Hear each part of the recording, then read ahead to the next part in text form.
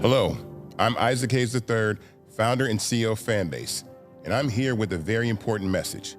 We are at a turning point in the Black community where we must have equity in the apps we use that scale to billions of dollars. But this time, we own the infrastructure, we own the culture, and we shape the future.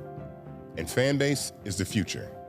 Fanbase combines the free functionality of Instagram, TikTok, and YouTube into an all-in-one platform built for the evolution of social media and monetization. With over 1.4 million users, that's real proof that we are shifting the conversation of tech ownership and equity for creators. So right now, I want you to go to startengine.com/fanbase and invest today. The minimum to invest is $399. That gets you 60 shares of stock in Fanbase at $665 a share. This marks a turning point in Black ownership of social media. If we don't take this opportunity to own social media right now, we will always be customers to our own creations. And that can't go on. So once again, go to startengine.com/fanbase and invest today. We must own the platforms where our voices live, our stories matter, and where our culture drives the world. Thank you. Folks, Black Star Network is here. I'm real revolutionary right now. Support this man, Black media. He makes sure that our stories are told. Thank you for being the voice of Black America, Roland. Stay Black. I love y'all. All momentum we have now, we have to keep this going. The video looks phenomenal. See, this difference between Black Star Network and Black-owned media and something like CNN. You can't be Black-owned media and be scared. It's time to be smart. Bring your eyeballs home. You dig?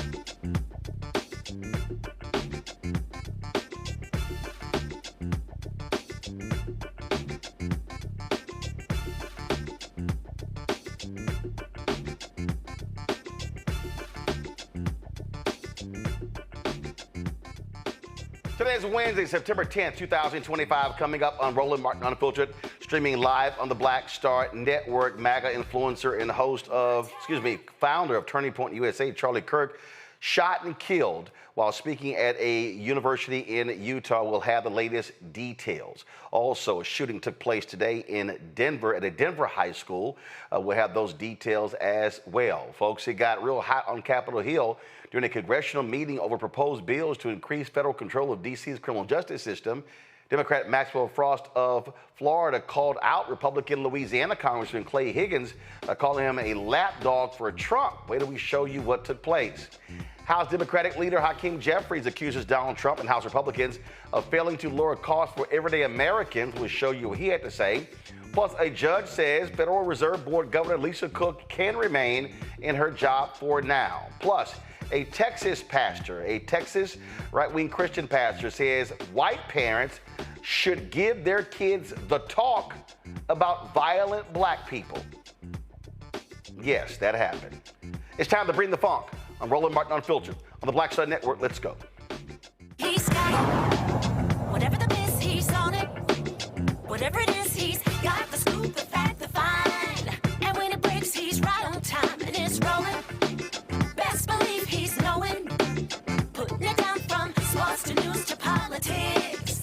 With entertainment just for kicks, he's rolling. It's on go, roll, roll, y'all.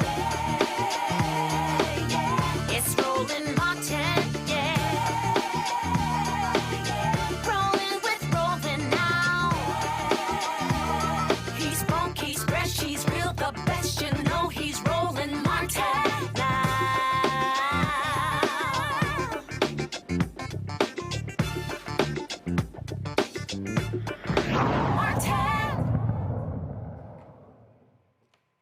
Political world is shocked with the events out of Utah, where Charlie Kirk, founder of Turning Point USA, a conservative organization charged with building up young people to support Donald Trump, MAGA, and Republicans, was speaking at a university where he was shot and killed. Shots rang out just as Kirk began speaking at Utah Valley State University. The commentator was hosting his well-known Prove Me Wrong table discussion at the time of the incident. The irony is in the situations that Kirk previously said that gun deaths are unfortunately worth it to keep the Second Amendment. A lot of people have been talking about that. There was video that was shown of police taking an individual down, but that has not been confirmed if that was the person who indeed fired the shot or persons. As of now, no suspects are in custody. Again, as we said, Kirk was answering questions from the audience, and this is what took place moments before he was shot. Utah Valley State University. How many transgender Americans have been mass shooters over the last 10 years? Too many.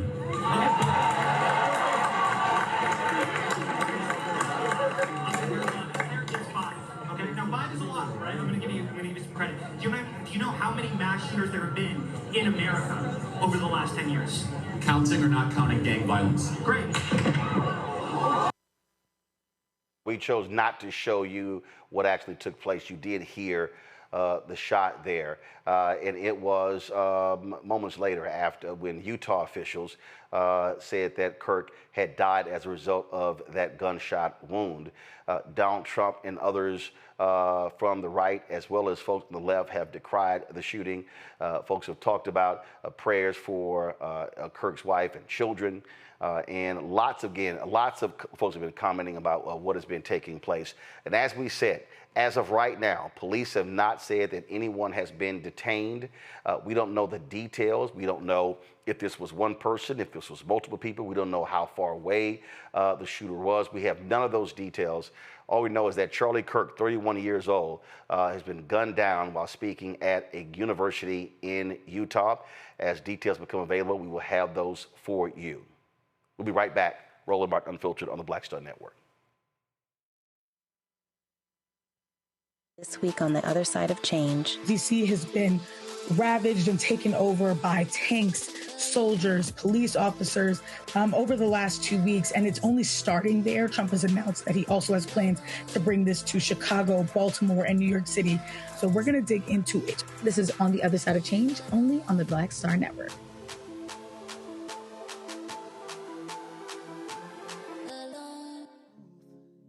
Black Star Network, what's happening? It's your man, Kim. And look, my new single, Rock With Me, is on fire. We debuted as the #1 most added and greatest gainer at R&B radio. So look, I want you to go check it out at musicbykim.com. Listen to it, download it, tell me what you think about it. Also, make sure you sign up to be a part of my community so we can stay connected. At Music by Kim on all social media platforms. Thank you for rocking with me. And keep love on the one. 'Cause I want you to rock with me. We live in a strange world till the darkness falls forever. Baby, let's be the dawn.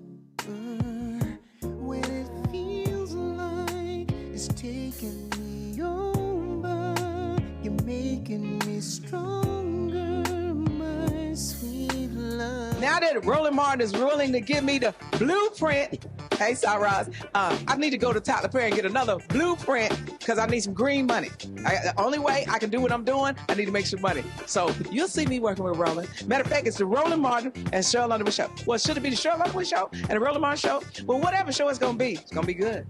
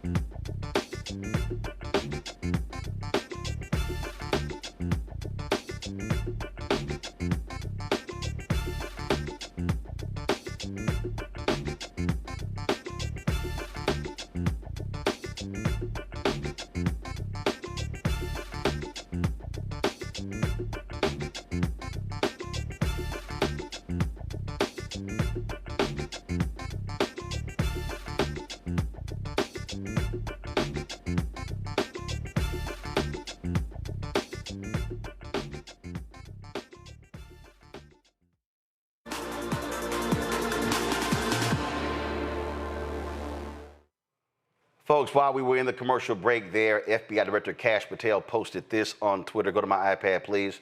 It says, the subject for the horrific shooting today that took the life of Charlie Kirk is now in custody. Thank you to the local and state authorities in Utah for your partnership with the FBI. We'll provide updates when available. Someone earlier had been taken into custody, but that person was released, determined not to be the shooter.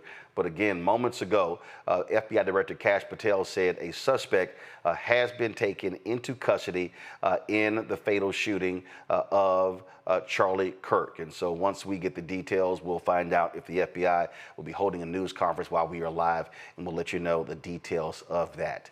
Folks, today in Denver, a shooting took place at a high school in Denver. 3 people are in critical condition, including the suspected shooter. It took place at Evergreen High School in Jefferson County there. This is a story from the Denver Post. It says hundreds of police and law enforcement officers responded to the school at 29300 Buffalo Park Road after a 911 caller reported an active shooting at 12:24 p.m. local time.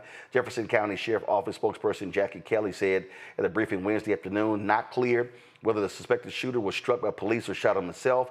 The juvenile suspect was a student at the school, but no additional information about their identity was available. According to the police there's no ongoing threat to the community.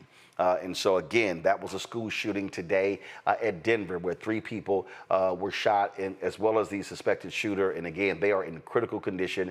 And so we'll be awaiting details of their condition as well. So that is absolutely a tragic story there of that shooting that took place in Denver, in Colorado, but in an area around Denver. Lots of conversations been taking place in this country with regards to crime in America. There was a heated congressional hearing today in Washington, D.C., where members of Congress were debating this very issue. And so a major discussion, fireworks erupted literally between the congressman from Florida, Maxwell Frost, as well as New Mexico Congresswoman Melody Stansbury and Louisiana Congressman Clay Higgins. They went back and forth over the issue of extending the National Guard in the nation's capital. Donald Trump, of course, ordered that to take place, as he said, to tamp down crime. Well, Frost questioned Higgins on why he was not calling for the National Guard troops in his home state of Louisiana, as he was in the capital city, given that crime rates in Louisiana are a lot higher. Here is that contentious back and forth between these 3. Did the president ask you to do this? We're debating the bills as we speak. That's what a markup is. Mr. Comer, did the president ask you to hold this? I haven't talked to the president. Was this markup called pursuant to the president's occupation of Washington, D.C.? We've had this markup on the books for a long time. And so there was no coordination. You're participating in a markup. There was no coordination with the White House on this markup. I haven't talked to the White House, but I mean, there's so always didn't consult with the White House on this bill? We support the president's. You didn't consult with the White House on the development of a bill that would create the actual entity that he said he wanted? There was no coordination with the White House on this bill? We support what the president's done. We've sat back and watched, and we've seen the crime rates go down significantly in Washington, D.C., and we want to make sure that crime stays down in Washington, D.C. If you don't like the bill, you can vote against it. No, I'm asking you a question because we haven't heard this bill. Was this bill drafted in coordination with the White House? I'm asking the question. It's not my bill. Okay. Does the sponsor want to answer that question? I would say that we support President Trump, and bottom line. It's just a simple question. Did you coordinate with the White House in the development of this bill? People are dying in Washington, D.C. Why can't you answer the question? Mr. Chairman, we need order. We need order. Mr. Chairman. It's just a question. This isn't a debate. Mr. Chairman, we need order. This actually is the debate. That is exactly what a markup is, my dear. This is a debate over the bill. This should be common sense. We're just trying to keep the American people safe. They're dying in D.C. I just asked you a simple question. And we are looking at President Trump's plan has worked. Washington, D.C. are here. So we are going to codify what President Trump did to keep the American people safe. Okay, thank you. I don't care if you're a Democrat, Republican, or Independent. We love you. But we've got to keep you safe. Okay, let me ask you another question. I'm going to ask the sponsor this question. Have you ever been inside of City Hall? Yes or no? I have not. Have you ever attended a city council meeting here in Washington, D.C.? I have spoken with people all over D.C. Have you ever and attended a restaurants city and everything council else. meeting here in Washington, D.C.? And they thank us that they can walk down the street and walk their dog and ride on a subway without getting stabbed. Did you consult with the Without being mayor part of or a the drive-by. council or any members of And law without people enforcement coming in out the of Baltimore development and other of this places bill? because they know the laws are too lax here and it's not safe. I'm asking the sponsor of this bill, did you consult with the mayor or the city council in the development of this bill?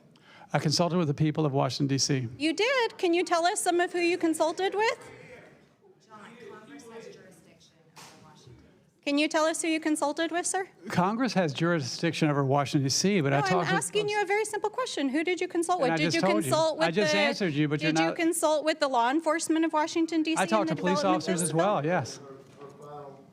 I'm asking the I did. gentleman I spoke with who's- law enforcement. I spoke with restaurant owners. I spoke with people walking their dogs all around D.C. Oh, you and they talked said, to people thank walking God, their dogs. That's thank how God you we can developed walk the down the bill. street without being stabbed or mugged to be part of a drive-by. Oh, I can't okay. believe a Democrat, Republican, Independent would not like this common sense legislation Sir, do you live that in the keeps Washington? people safe. Do you live in the Washington, D.C. Well, the area? gentlelady We're all here.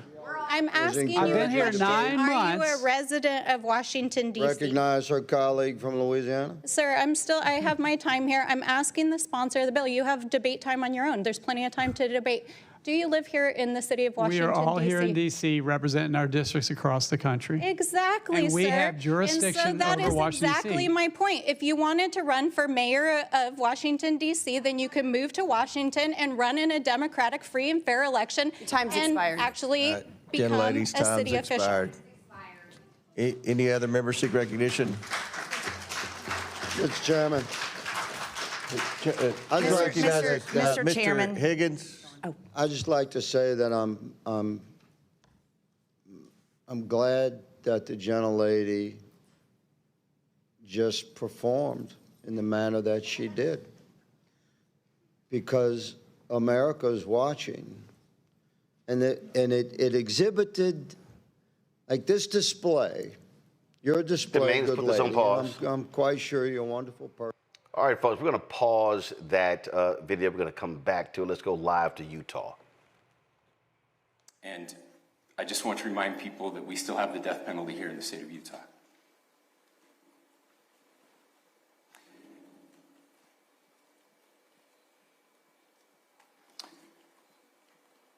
Our nation is broken. We've had political assassinations recently in Minnesota. We had an attempted assassination on the governor of Pennsylvania. And we had an attempted assassination on a presidential candidate and former president of the United States, and now current president of the United States. Nothing I say can unite us as a country. Nothing I can say right now can fix what is broken. Nothing I can say can bring back Charlie Kirk. Our hearts are broken. We mourn with his wife, his children, his family, his friends. We mourn as a nation. If anyone in the sound of my voice celebrated even a little bit at the news of this shooting, I would beg you to look in the mirror and to see if you can find a better angel in there somewhere. I don't care what his politics are. I care that he was an American. We desperately need our country. We desperately need leaders in our country. But more than the leaders, we just need every single person in this country to think about where we are and where we want to be. To ask ourselves, is this it? Is this what 250 years has wrought on us? I pray that that's not the case. I pray that those who hated what Charlie Kirk stood for will put down their social media and their pens and pray for his family and that all of us will try to find a way to stop hating our fellow Americans. With that, we're happy to take a few questions. The FBI director is posting that a suspect is in custody. I would just like clarification. Do you or do you not have a suspected shooter in custody? We have a person of interest in custody that is being interviewed right now. That is not George Zinn. That is not George Zinn. That is correct. Are you still searching or looking for another shooter or anybody else related to this? Yes, we are actively looking for anyone and everyone who has any possible information relating to this shooting. Can you tell us details about the suspect being taken into custody? Where? How long ago? We cannot at this point, but we will get you that information when we can. Is there believed to be a second individual involved in the shooting?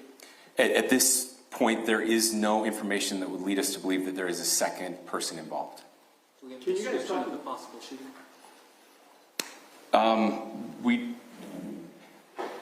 Do you want to talk about what we know there? Yeah. The only information we have on the suspect, the possible shooter, is taken from closed circuit TV here on campus. We do have that. We're analyzing it, but it is security camera footage, so you can kind of guess what the quality of that is. But we do know dressed in all dark clothing, but we don't have much better description other than that. Where do you believe the shot came from? The shot came from here on campus, from a location at a fair, potentially from a roof, yes. A longer distance shot from a roof. So to clarify, with the security camera footage you have and the person of interest that's in custody, does that match up? That's what we're trying to decipher right now. So did FBI or DHS have anything on the threat board this morning? I can't speak to that. I'll just say that the investigation is ongoing, and as soon as we have further information, we will be sure to release it. Any indications of foreign intelligence involvement? As of now, I can't comment on any of that. Thank you. Can you talk a little bit about the security of the event itself? Who was there security-wise, and what happens on these kind of events? Chief Long. So my name is Jeff Long. I'm the police chief here at UVU, and I'll tell you right now, we're devastated. We're a small police department. We have a very large campus. We have over 40,000 students, and we love our students. We love our visitors, and we're devastated by what happened today. This is the police chief's nightmare. I'm very saddened for the Kirk family. I know his wife and parents found out about this. Obviously he's away from home. He's here in Utah. They find out by a police officer that visits their home. That's tragic. Nobody wants that. But I can tell you about our venue today. This was an open venue. This is outside. We did have 6 officers working that event. We had probably over 3,000 people that were in attendance. It sat down in kind of a bowl area here on the central campus. We have a waterfall area. And so he was kind of in a lower area, surrounded by buildings.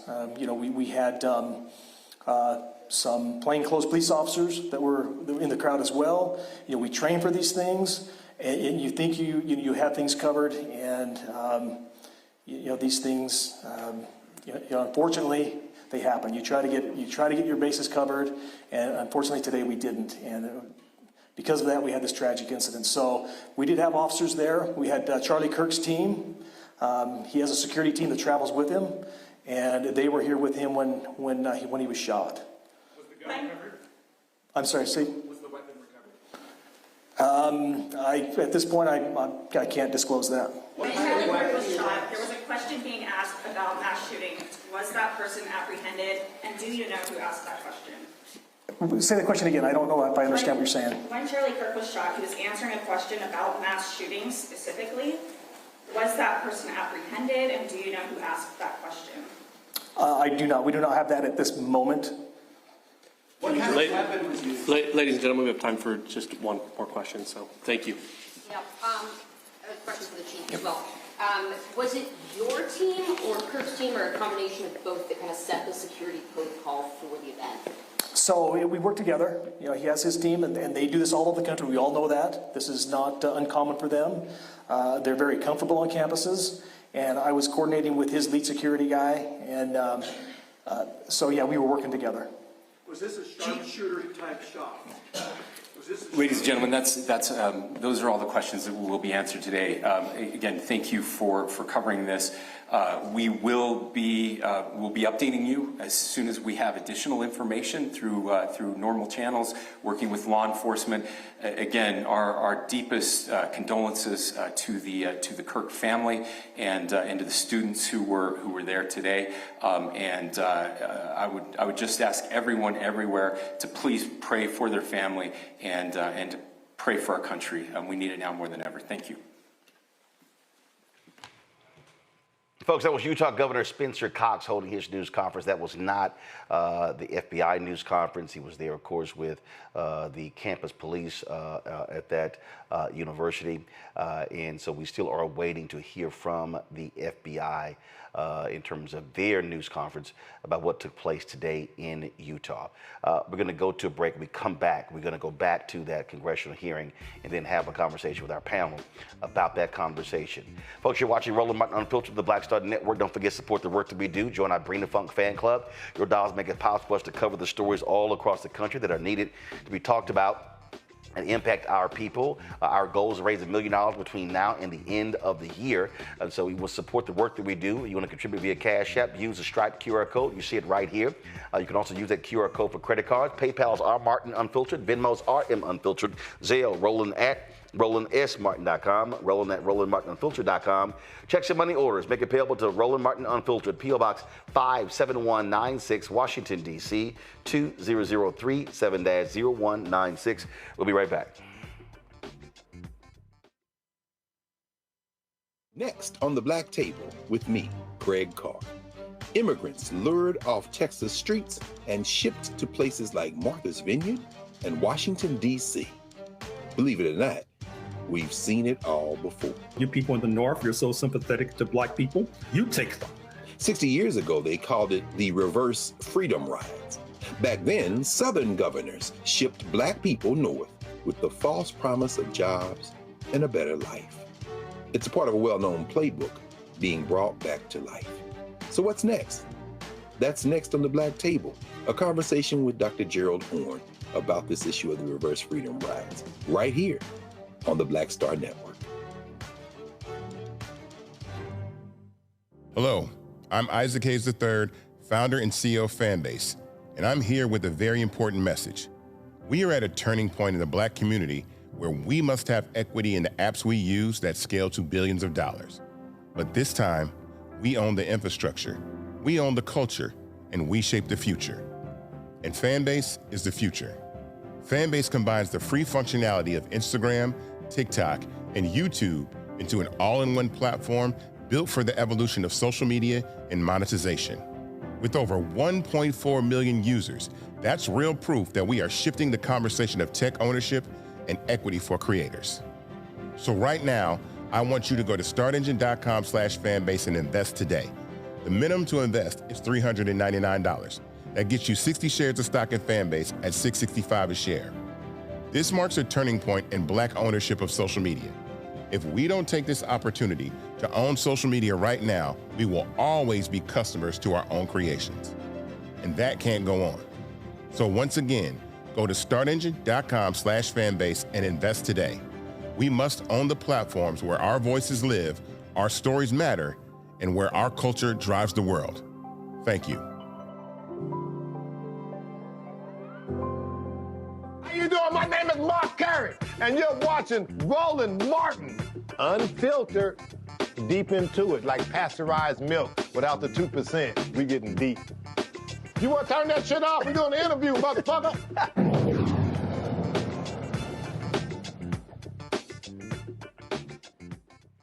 Folks, as we were talking about, there was a discussion on Capitol Hill today between Republicans and Democrats as related to a bill to extend National Guard in Washington, D.C.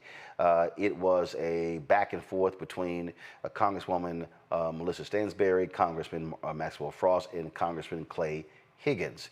Let's pick up on that conversation. We broke it off while we went to the live news conference in Utah. Let's pick it up here.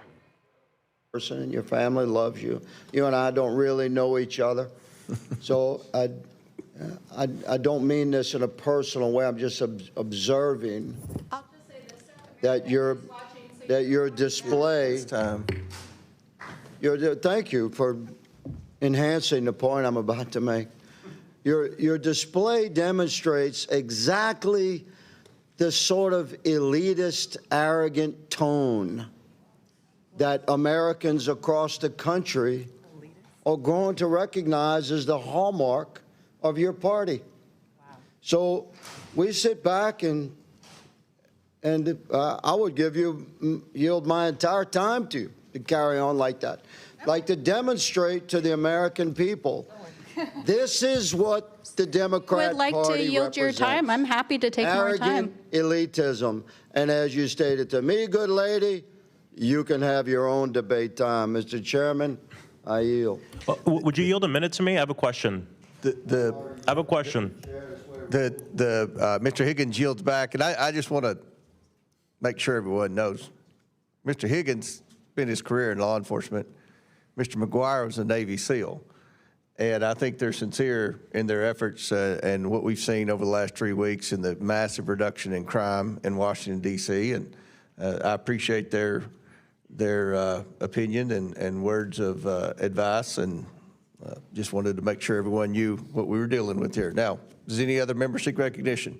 Mr. Frost. No, I just have a question for my colleague from the state of Louisiana, because I'm curious as to where your bill is. Louisiana is the state with the second highest rate of deaths in this nation.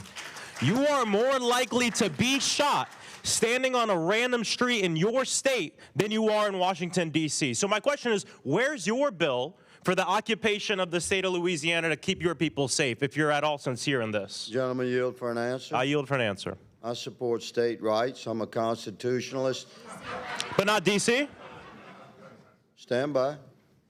As a constitutionalist, I support my state, my sovereign state's legislature, which is doing everything it can to push back upon the crime rate of the Democrat-controlled cities. Okay, so I'll take my time back. I'll take my time back. If you remove That's the rules. crime stats That's the of New rules. I'll Orleans, take my time back. I'll take my time back. So you only invoke the rules when other people are speaking, not when you're speaking. Okay. That's your time. I agree with you. Look, I'm for state sovereignty. So what do you think about California? California is not where I live. You asked me about my state. See, you only care, and I'll reclaim my time. I'll reclaim my time. I'll reclaim my time. I'll reclaim my time. I will reclaim my time. The gentleman will stop speaking. I will reclaim my time. You're more likely to be shot standing in a random street in your state, This is in Mr. Frost time, Louisiana, Mr. Chairman. than This is Mr. anywhere in Frost time. Washington, D.C., and you're here because you're lapdogs Point to of the order, President of the Mr. United Chairman. States, who during the election last year, we Words said taken time and down, time again, I Words reclaim my taken time. down, Mr. Chairman. All right, hold on. My colleague just called me a lapdog for the President of the United States. I move for his words to be taken down. A second. We'll stand in recess for a second here. We will suspend to see about taking the words down.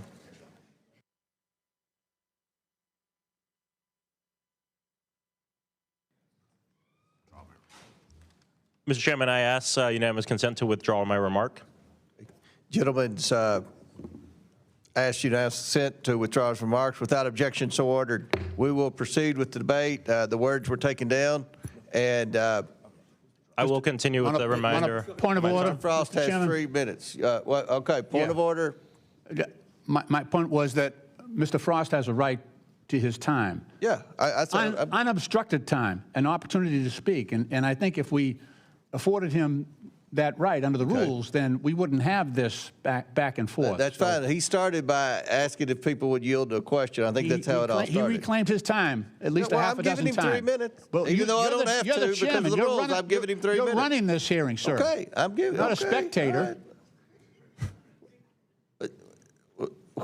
Okay, you got 3 minutes, Mr. Frost. Go ahead. This body is full of lapdogs, doing exactly what the president wants, when he wants it, not pushing back. And what we just heard, this exchange with me and my colleague, is indicative of the problem here. None of you know anything about Washington, D.C. You're talking about a so-called, walking down the street and talking with people that are walking their dogs, people in the restaurants you go to, which might not be full of people from D.C. anyway. And it's just sad. It is sad. We need D.C. statehood. There are people, yes, we need D.C. statehood. We need to put this behind us. We need to stop, it's wild to me that we're here debating with people from the Republican Party, a party that's supposed to be about states' rights and local rule and people, the consent of the governed, which is fundamental to our Constitution and this country.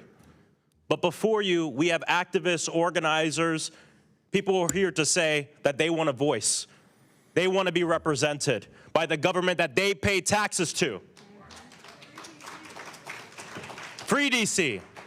Free DC. And it's just grand to sit here with other members who have higher murder rates than Washington, D.C., but not invite the president to occupy their own state with the military. So I think it's important that we're here today to have this debate, because this is a debate about what's going on in Washington, D.C., and why every American should be concerned. And why, of course, every American should be concerned about what the president's doing, but in many cases, even more concerned about the fact that Congress and that Republicans in Congress want to do nothing about it, and in fact, they want to enable it and do anything the president says. The gentleman couldn't even answer the question about if the bill was drafted with the White House. We know it was drafted with the White House. And so we say free D.C., and we'll continue to fight for the people of Washington, D.C., who deserve for their home to be a state, who deserve for their local officials that they voted for, their city council, their members, to make decisions about how to make sure that this is a safer place. And I gotta say, when we talk about crime, when we talk about violence, gun violence has been going down in this country the last 3 years. We still have a lot of work to do, but you guys talk about it and nothing happens. We put forth solutions and pass bills like the Safer Communities Act, and violence goes down in this country. That's the difference between us. I yield back. Folks, my panel, Dr. Zachary Kirk, educator and content creator out of Atlanta. Rebecca Carruthers, she is president and CEO. Fair Election Center out of Washington, D.C. Tyler McMillan, social justice leader and movement strategist out of D.C. as well. Rebecca, I want to start with you. That debate that you saw right there, to me, really speaks to a very basic fundamental issue. I love how Congresswoman Stansberry just walked through by saying to Congressman Clay Higgins of Louisiana, have you ever been to a D.C. council meeting? Have you ever actually talked to the folks? No, he said, I heard from people in D.C. restaurants. So here's a member of Congress from Louisiana who literally knows nothing about Washington, D.C., who operates in this sort of safe zone of areas around the Capitol or whatever. And he's opining about the nation's capital. He's not he cannot point to you on a map the high crime areas in Washington, D.C. And then when challenged about the very high crime rates in his own state, then he wants to get upset. The congressman from Louisiana said that he also listened to people out walking their dogs. And what I have to say to that is, I guess lap dogs do technically get walked too. He couldn't even answer the basic question of whether or not there was coordination with the White House. We absolutely know that any White House with its majority, with its party in the majority in Congress, coordinates on domestic policy. That is indeed fact. That's something that happens in DC regardless of the political party. So it was really interesting watching them, watching the Republican lawmakers in that hearing trying to run away from the fact that this has Trump's fingerprints all over it. And in fact, the legislation, the particular bill could have been drafted by the Trump White House. Like, to say that it is what it is. But the bottom line is DC has fought for statehood for decades. And criticism that I launched, I think last month on your show, Roland, is that there have been times when the Democratic Party has had a trifecta. They've held the White House, held the Senate, and held the House. So at some point, this should be a nonpartisan issue, but I would also expect the Democratic Party to want to support DC statehood. So DC is not stuck in the position in which it is now, where it's fighting this MAGA-led Congress on whether or not home rule will continue.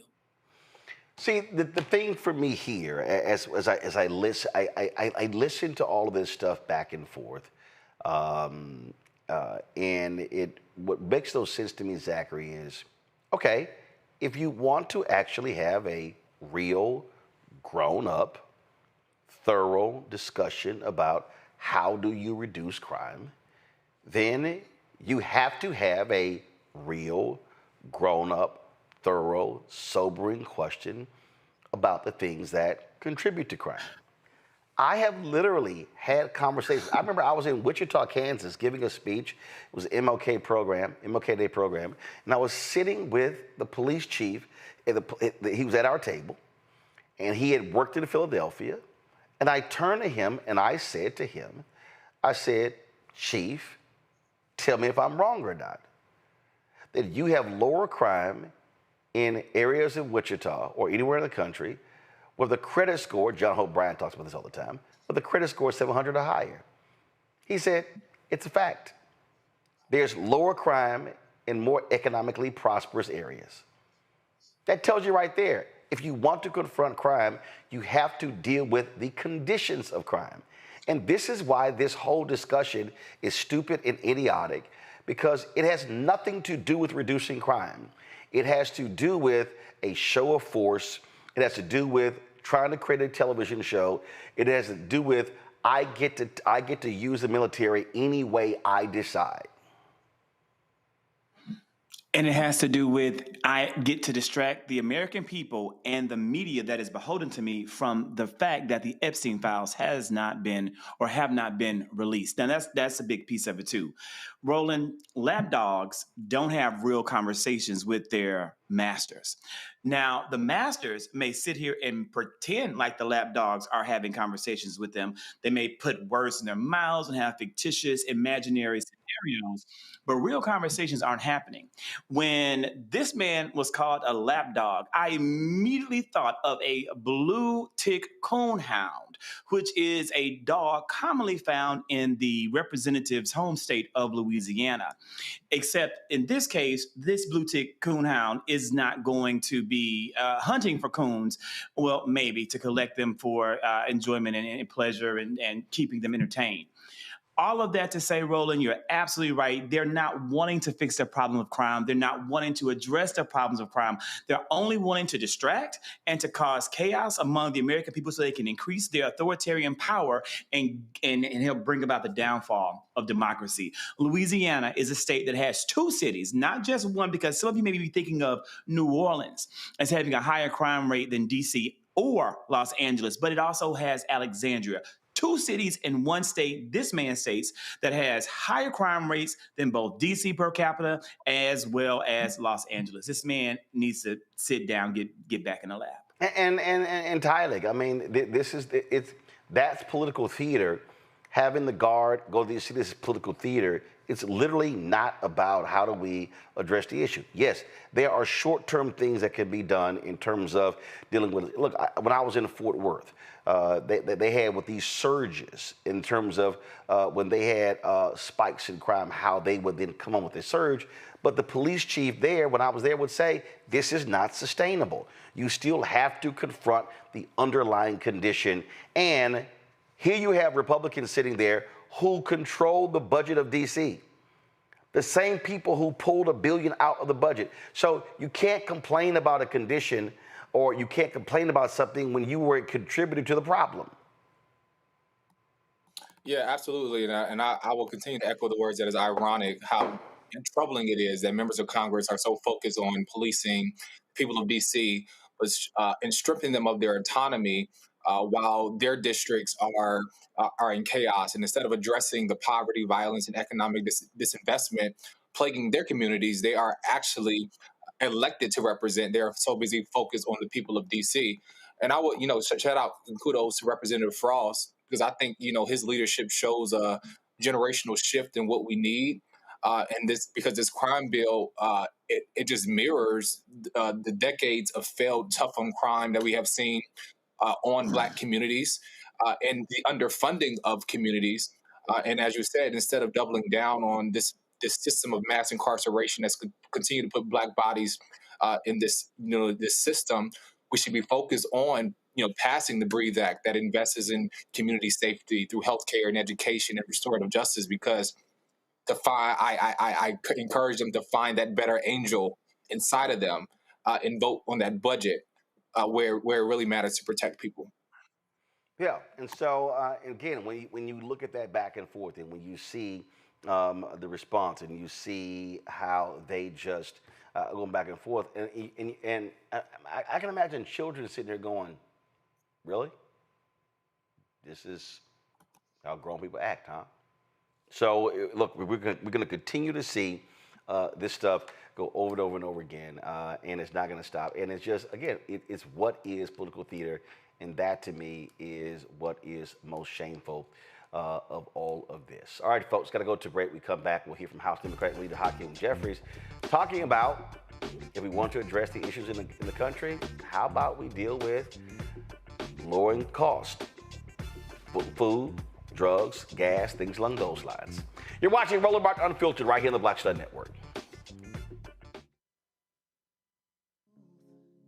Black Star Network, what's happening? It's your man, Kim. And look, my new single, Rock With Me, is on fire. We debuted as the #1 most added and greatest gainer at R&B radio. So look, I want you to go check it out at musicbykim.com. Listen to it, download it, tell me what you think about it. Also, make sure you sign up to be a part of my community so we can stay connected. At Music by Kim on all social media platforms. Thank you for rocking with me. And keep love on the one. 'Cause I want you to rock with me. We live in a strange world till the darkness falls forever. Baby, let's be the dawn. When it feels like it's taking me over, you're making me stronger, my sweet love. This week on A Balanced Life with Dr. Jackie, we're talking all things entrepreneurship.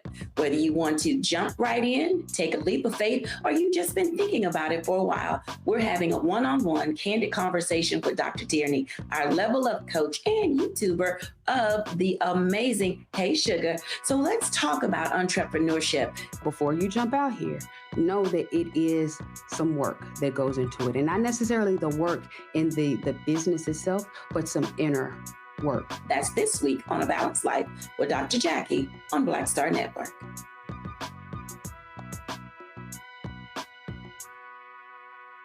What's up, y'all? This is Wendell Haskins, a.k.a. Win Hogan at the Original T Golf Classic. And you know I watch Roland Martin Unfiltered.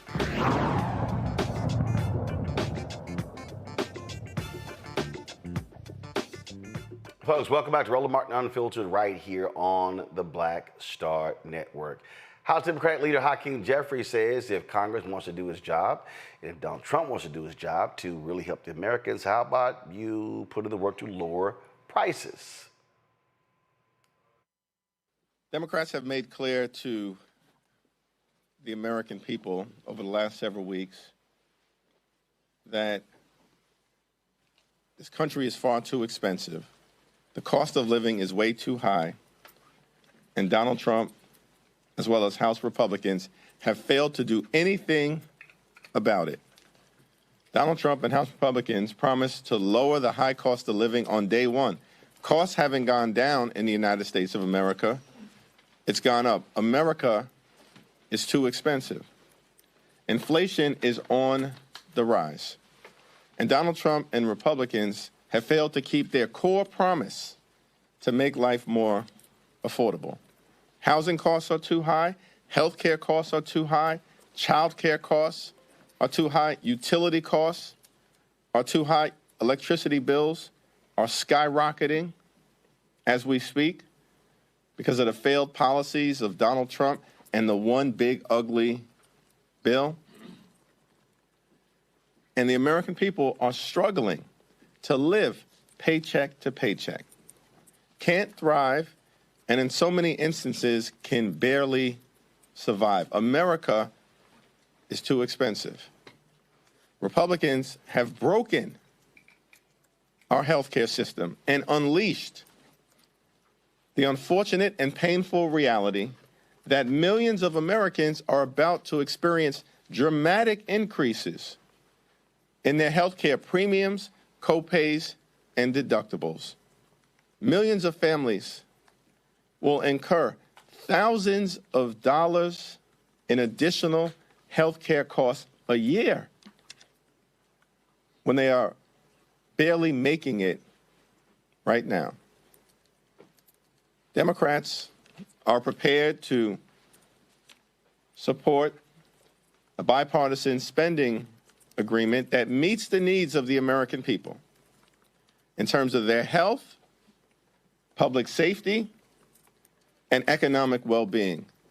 But we will not support a partisan Republican spending bill that continues to rip away health care from the American people. Questions?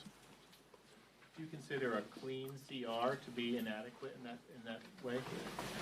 In March, House Democrats strongly opposed the partisan Republican spending bill that hurt everyday Americans in a variety of ways, including making their health care more expensive. A continuing resolution that continues the failed policies of the Republican Party that we voted against is not the type of policy that actually meets the needs of the American people. Democrats broadly agree on two things. One, Republicans have launched an extraordinary and unprecedented attack on the health care of the American people. Extraordinary and unprecedented attack. Ending Medicaid as we know it. Setting in motion the closure of hospitals, nursing homes, and community-based clinics all across the country, including disproportionately in rural America. More than 20 million Americans are likely to confront skyrocketing healthcare premiums, copays, and deductibles because of the Republican refusal to extend the tax subsidies for the Affordable Care Act. As a result of the Republican one big ugly bill, Medicare is facing a $536 billion cut at the end of this year. And on top of all of that, Republicans are now trying to jam down the throats of the American people an appropriations bill that was just voted out of the Labor H subcommittee and then the Appropriations Committee that represents an all-out attack on public health, on medical research, on vaccines, and on the Centers for Disease Control. An all-out attack on health care is what we are in the midst of right now. Every single Democrat stands against that and believes it is important at this moment because of the extraordinary attack on health care and the fact that it is a cost of living issue.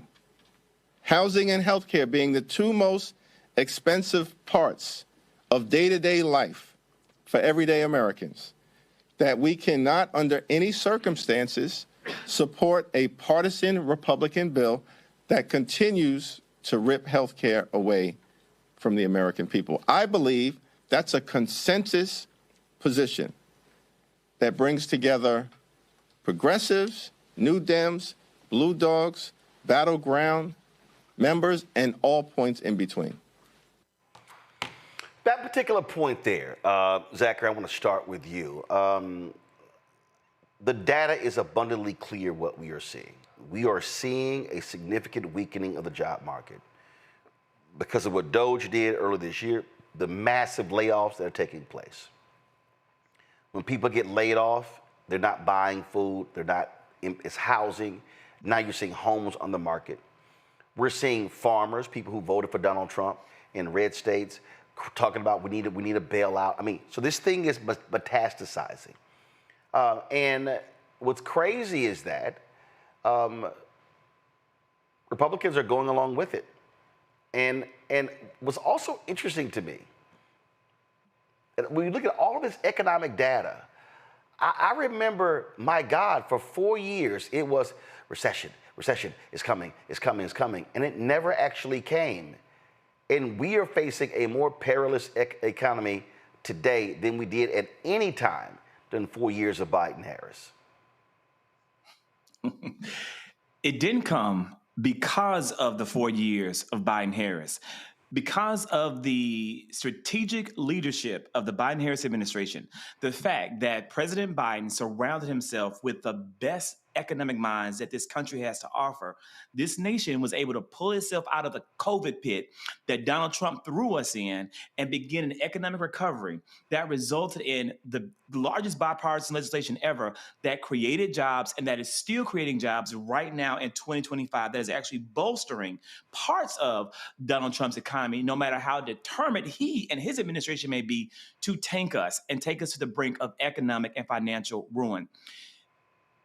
We're not just talking about either role. When you look at what this administration has done to our economy and what this administration is doing to the American people, the 300,000 Black women who have lost their jobs, the 300,000 Black families that are being impacted by the loss and these people, these women, these leaders in their employment. We are also looking, as you just said, to the Arkansas farmers who are begging for welfare and bailouts. The Arkansas farmers who are all over the internet begging to be released from the consequences of their actions because they voted overwhelmingly for Donald Trump and they voted overwhelmingly for what we are currently seeing in this economy. They did this to themselves and now they are begging for welfare and help. And what is wild to me is I have not seen their champion. I have not seen their man come out, Donald J. Trump, and in any way talk about the fact that he is going to do anything to help them. And when you listen to Leader Jeffries and you listen to how he is framing the message, I think is 100% spot on. There are people out there who are criticizing this man, who are criticizing the #1 highest ranking elected Black man in this country, Democrat in this country, for not doing enough and for not fighting back hard enough. He is staying on messages and he is ensuring that every single Democrat in the United States House of Representatives are also staying on message and bolstening people like what we saw in the previous clip, Maxwell Frost, to do the work of speaking out and using their platforms to bring awareness to these issues. Kudos to Leader Jeffries in that clip. Kudos to you, Roland, for sharing it. Tyler, there is fear. I don't think people really get it. And this is the problem that I have when people play politics. Okay, there's real economic fear. We're talking about folks because of tariffs who are talking about losing their dream business, going up in flames. They invested all of their money into the business and now they're like, what am I supposed to do now? So when people play political games, they don't understand. They are literally playing with the livelihoods of people. They're playing with the livelihood. People are not able to now send their kids to college. Now that's impacting them. This thing is and so that's why when you are a political person, whether you are in the Oval Office, you're in the House, the Senate, whether you are a governor, state rep, state senator, mayor, city council, school district, a county commissioner, you take into account the carnage that you are going to leave in your wake when you make decisions. So therefore, you don't make hasty decisions. You don't make decisions just on a whim. And unfortunately, that's what we've seen for the past 8 months. Yeah, absolutely. Economic fears are real, like rising costs and stagnant wages, and these safety net programs. It creates anxieties for families, and these anxieties then impact every decision that a family makes, as you pointed out.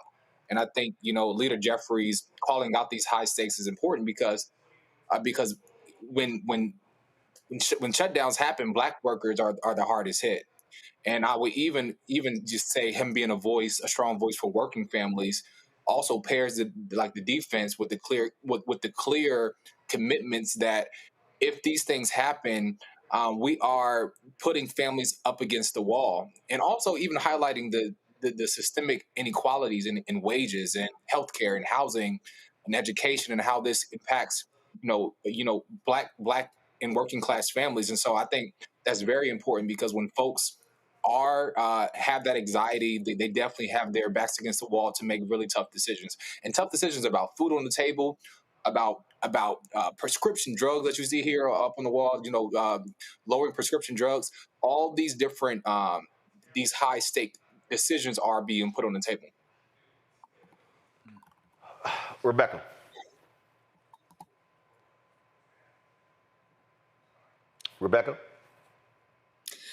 Yeah, absolutely. So not only is it important with what not speaker yet, with what Hakeem Jeffries was talking about, especially as we understand that there could be a pending government shutdown that's on its way. And the impact with that, with not having an actual budget to continue to fund even what has been gutted from this administration of what social services and whatever other safety nets that are still available. And like the other panelists talked about, it's not just the farmers in Arkansas, but even in my home state of Nebraska. There's a lot of farmers out there who are hurt. They're asking for additional support. But at the same time, this administration told us last year that these are the things that they were going to do. And it almost appears that they are hell-bent in driving our economy into a recession. But we're almost like a train without brakes, and then there's no safety net at the other end. And so it looks like ultimately there will be a fiery crash when it comes to the economy, i.e. a recession or even worse. And it's very unfortunate because these things could have been prevented. But one thing I will say about this administration and even this Congress to an extent is that they forecasted that this is what they want to do. They want to tie all of us into their MAGA death cult. And again, the people who are being hurt, a lot of them voted for Donald Trump. They wear their MAGA hats, and they now are seeing the repercussions of what happens when you have economic upheaval in this country. That to me is what is so difficult to look at. And again, so many people are being impacted. Folks, let's talk about Federal Reserve Board Governor Lisa Cook. She can keep her job for the moment. A federal judge has ruled that Cook may remain in her position while her lawsuit challenging Donald Trump's attempt to fire her is resolved. U.S. District Judge Gia Cobb, appointed by former President Joe Biden, stated in her ruling that Trump's stated cause refers only to allegations regarding Cook's conduct before she began serving on the Federal Reserve Board. Such allegations are not a legally permissible cause, unquote. Trump claimed he fired Cook due to allegations that she had made false representations on mortgage agreements several years ago that resulted in more favorable loan terms. Judge Cobb also determined that Cook's right to due process had been violated and that she would suffer irreparable harm if the injunction were not granted. Now, this is, of course, a constant attack. Donald Trump has been going after a number of appointees, violating, frankly, customs, but also the law.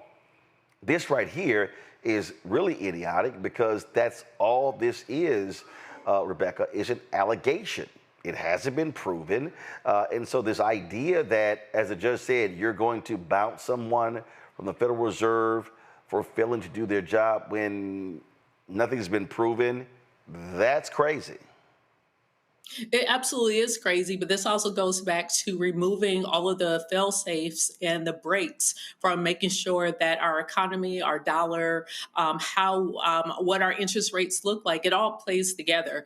What's really disturbing is as we're seeing all these machinations happen, we know that the current chairman of the Fed is unlikely to be reappointed next year when his term is up. But at the same time, we're seeing the Trump family raise billions of dollars, add billions of dollars to their wealth through crypto and other forms.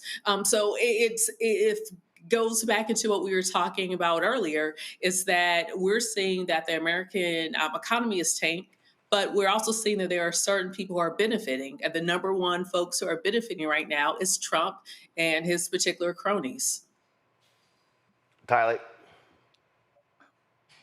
Yeah, I will also say she even brings a lens of economic policy that I think the system needs, because it often ignores the economic impact against Black workers and Black families. And I think blocking her firing is a victory for economic, the fight for economic freedom. But I'll also say, like, the fight continues, and we must continue to fight for folks like Governor Cook and all the Black women in power who often go erased or try to get erased. And I think, as I said, it's a win for us, but it's not the. We have to continue to fight for it. Zachary? It's a win for us, and it's a win for the American economy. Previous question talked about how the Biden-Harris administration was able to bring this country back from the brink of an economic disaster that Donald Trump helped plunge us into during his 2016 to 2020 administration. It's people like Lisa Cook and the Fed board who were able to keep this country on track and continuously grow jobs month after month after month, creating an unprecedented streak under Biden's leadership. They helped make that happen. They are the only thing that is keeping us steady and keeping us from a current economic recession / falling into a depression. It's good that Lisa Cook is going to be able to maintain her position for the moment, but I think it's really important how we say that this is for the moment. Our Supreme Court cannot be counted on to uphold the rule of law or follow the Constitution, which they are morally and ethically and assigned to do. And I'm worried about it, and I'm concerned. But I do, and I'm thankful for the wins that we have in the moment, because they make a big difference. But we need the American people out there to understand how this works and to be prepared to fight and resist in any available. The time comes as we approach those 2026 midterms, because elections have consequences, and we're living with those consequences every single day. This woman was removed by Donald Trump supposedly because of some mortgage issue, but this man turned right around and he appointed, or he recommended, this man Stephen Mirren for the job, who doesn't have the same allegations, but actually has been found guilty of wrongdoing with those allegations. That's the level of fraud and corruption that we, the American people, voted for, and those are the consequences that we, the American people, are having to suffer through as we approach 2026. People don't forget, elections have consequences. Indeed, indeed. All right, folks, going to a break. We come back. Vice President Kamala Harris has a new book out called 107 Days. Excerpt has been dropped, and already it has got people talking. We'll talk to her former communications lead, Ashley Etienne, about this. And trust me, y'all, I got a couple of things to say about this as well. That's next. Roland Martin Unfiltered on the Black Star Network. Don't forget to support the work that we do. Join our Brina Funk fan club. Your dollars make it possible for us to cover the news that matters to our people. You want to support us via Cash App. Use the Stripe QR code. You see it right here on the screen. You see it right there. And you can also use the QR code for Stripe for credit card applications as well. Folks, PayPal's R Martin Unfiltered, Venmo's RM Unfiltered, Zelle, Roland at RolandSMartin.com, Roland at RolandMartinUnfiltered.com. Checks and money orders, make it payable to Roland Martin Unfiltered, P.O. Box 57196, Washington, D.C., 2003 7-0196. We'll be right back. This week on The Other Side of Change. D.C. has been ravaged and taken over by tanks, soldiers, police officers over the last 2 weeks, and it's only starting there. Trump has announced that he also has plans to bring this to Chicago, Baltimore, and New York City. So we're going to dig into it. This is On the Other Side of Change, only on the Black Star Network.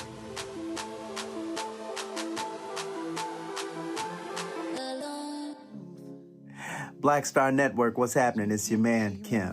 And look, my new single, Rock With Me, is on fire. We debuted as the #1 most added and greatest gainer at R&B radio. So look, I want you to go check it out at musicbykim.com. Listen to it, download it, tell me what you think about it. Also, make sure you sign up to be a part of my community so we can stay connected. At Music by Kim on all social media platforms.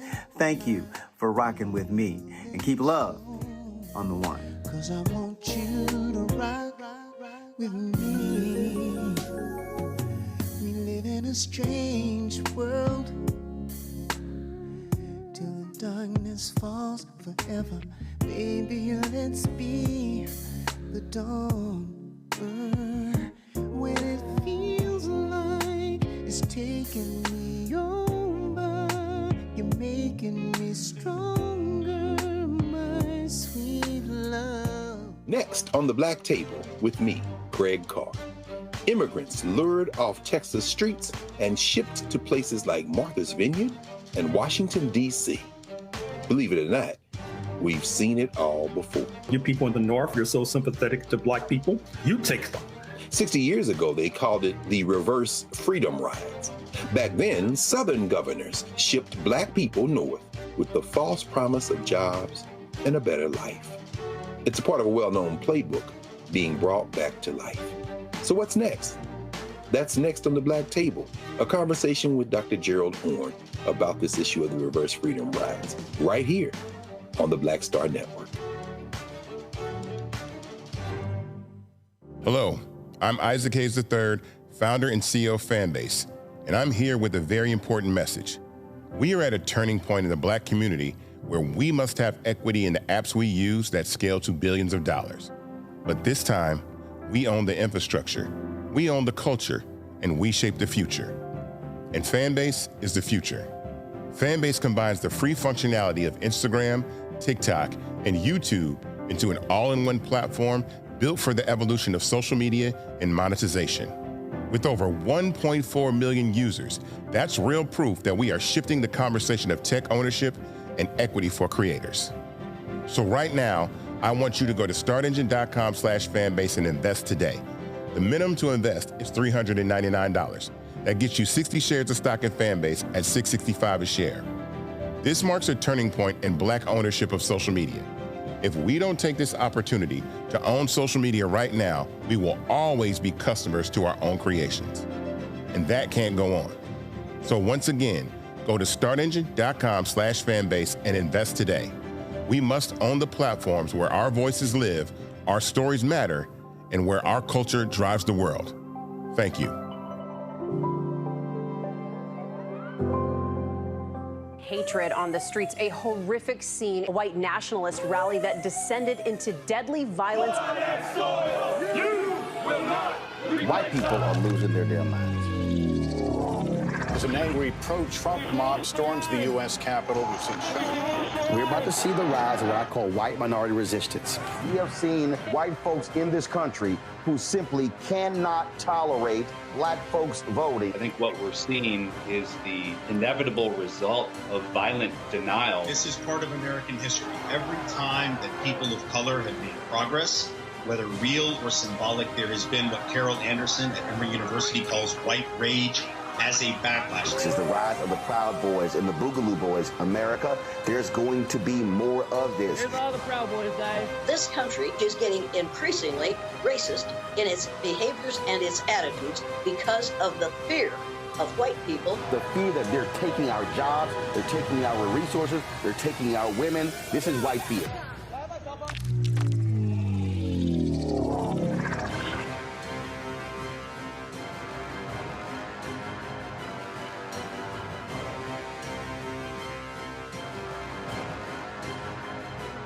Hey, yo, what's up? This is Mr. Dalvin right here. What's up? This is KC. Sitting here representing the JODECI, that's Jodeci. Right here on Roland Martin Unfiltered.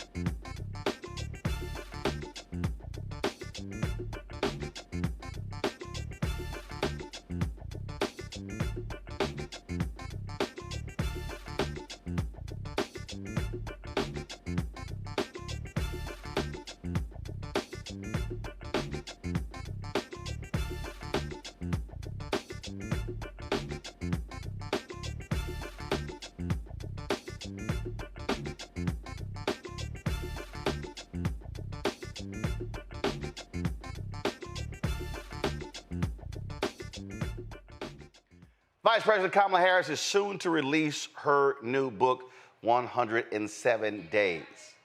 It details, of course, the process after Joe Biden dropped out of the presidential race, and she actually took over as the nominee.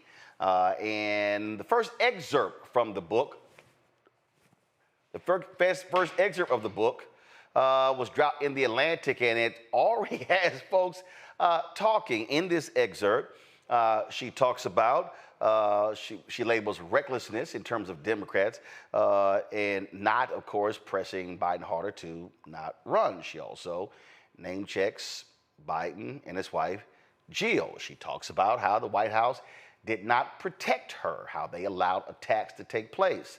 And she literally, says that basically the Biden White House threw her under the bus numerous times. Even, and then she talked about a situation where an event where I covered when she gave a speech in Selma, and she talked about what was happening in Israel and Gaza, and it was received very well, and the White House hated that. And I remember that because we covered it then. So it's so much in her first excerpt that we talked about on this show. So this is confirmation. As we say, hashtag we tried to tell you.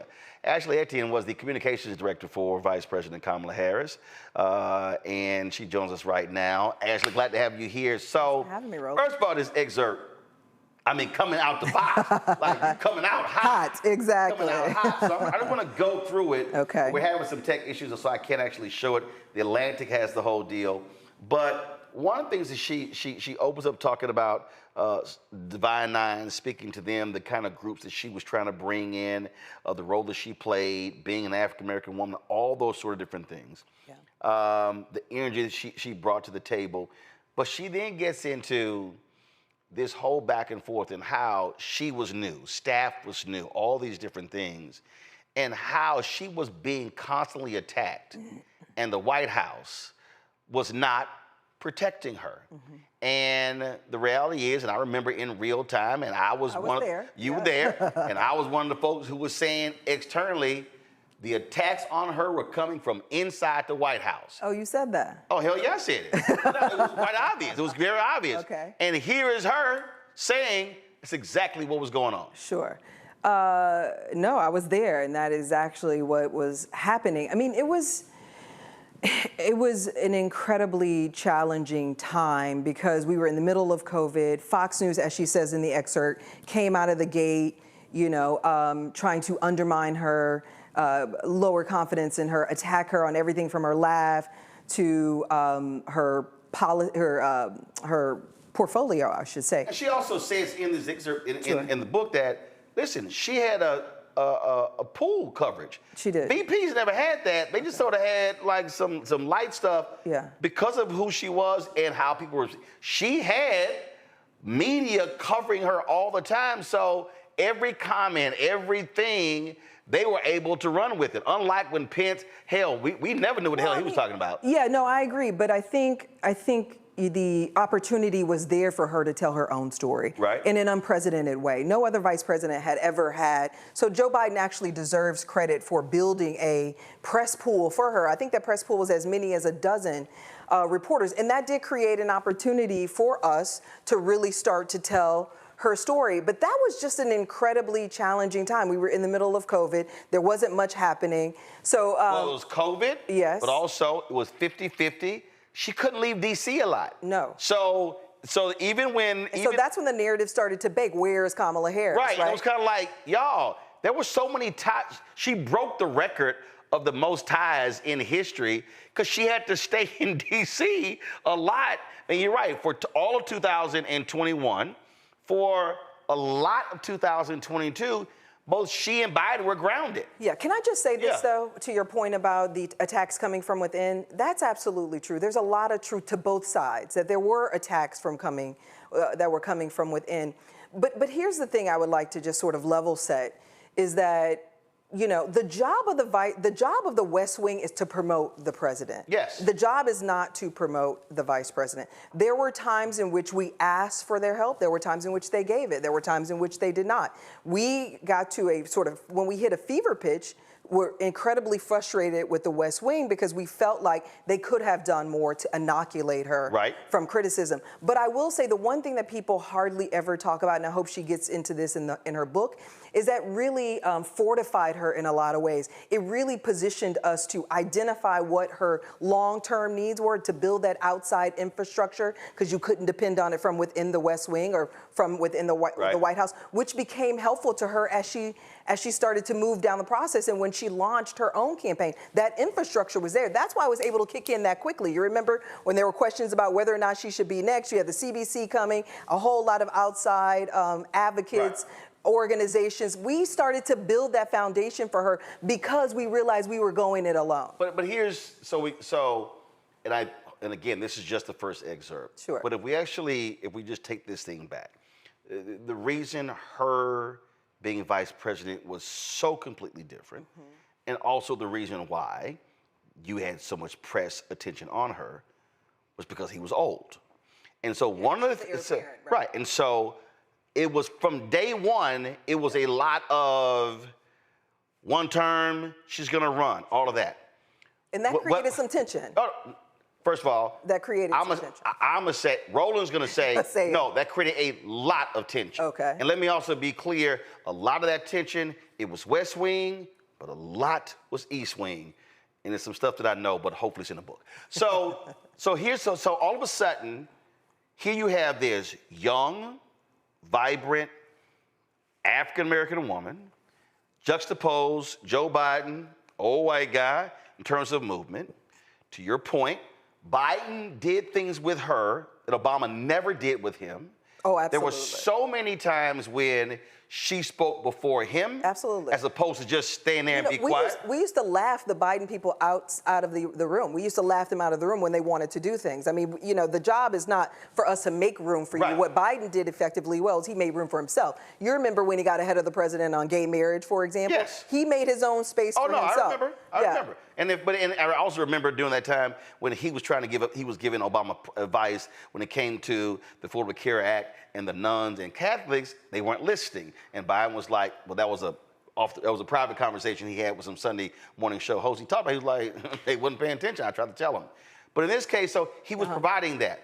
But the issue here, and so and I think people need to understand, there's a difference between what Biden wanted to happen and what the people around Biden wanted to happen. Okay. And what she touches on in here, because when she talks about the attacks, she says, when Fox News attacked me on everything from my laugh to my tone of voice to whom I dated in my 20s or claimed I was a DEI hire, the White House rarely pushed back with my actual resume. Two-term elected DEA, top cop of the second largest Department of Justice in the United States, senator representing 1 in 8 Americans. Lorraine Bowles, my chief of staff, constantly had to advocate for my role at events. Quote, she's not going to stand there like a potted plant. Give her 2 minutes of remarks, have her introduce the president.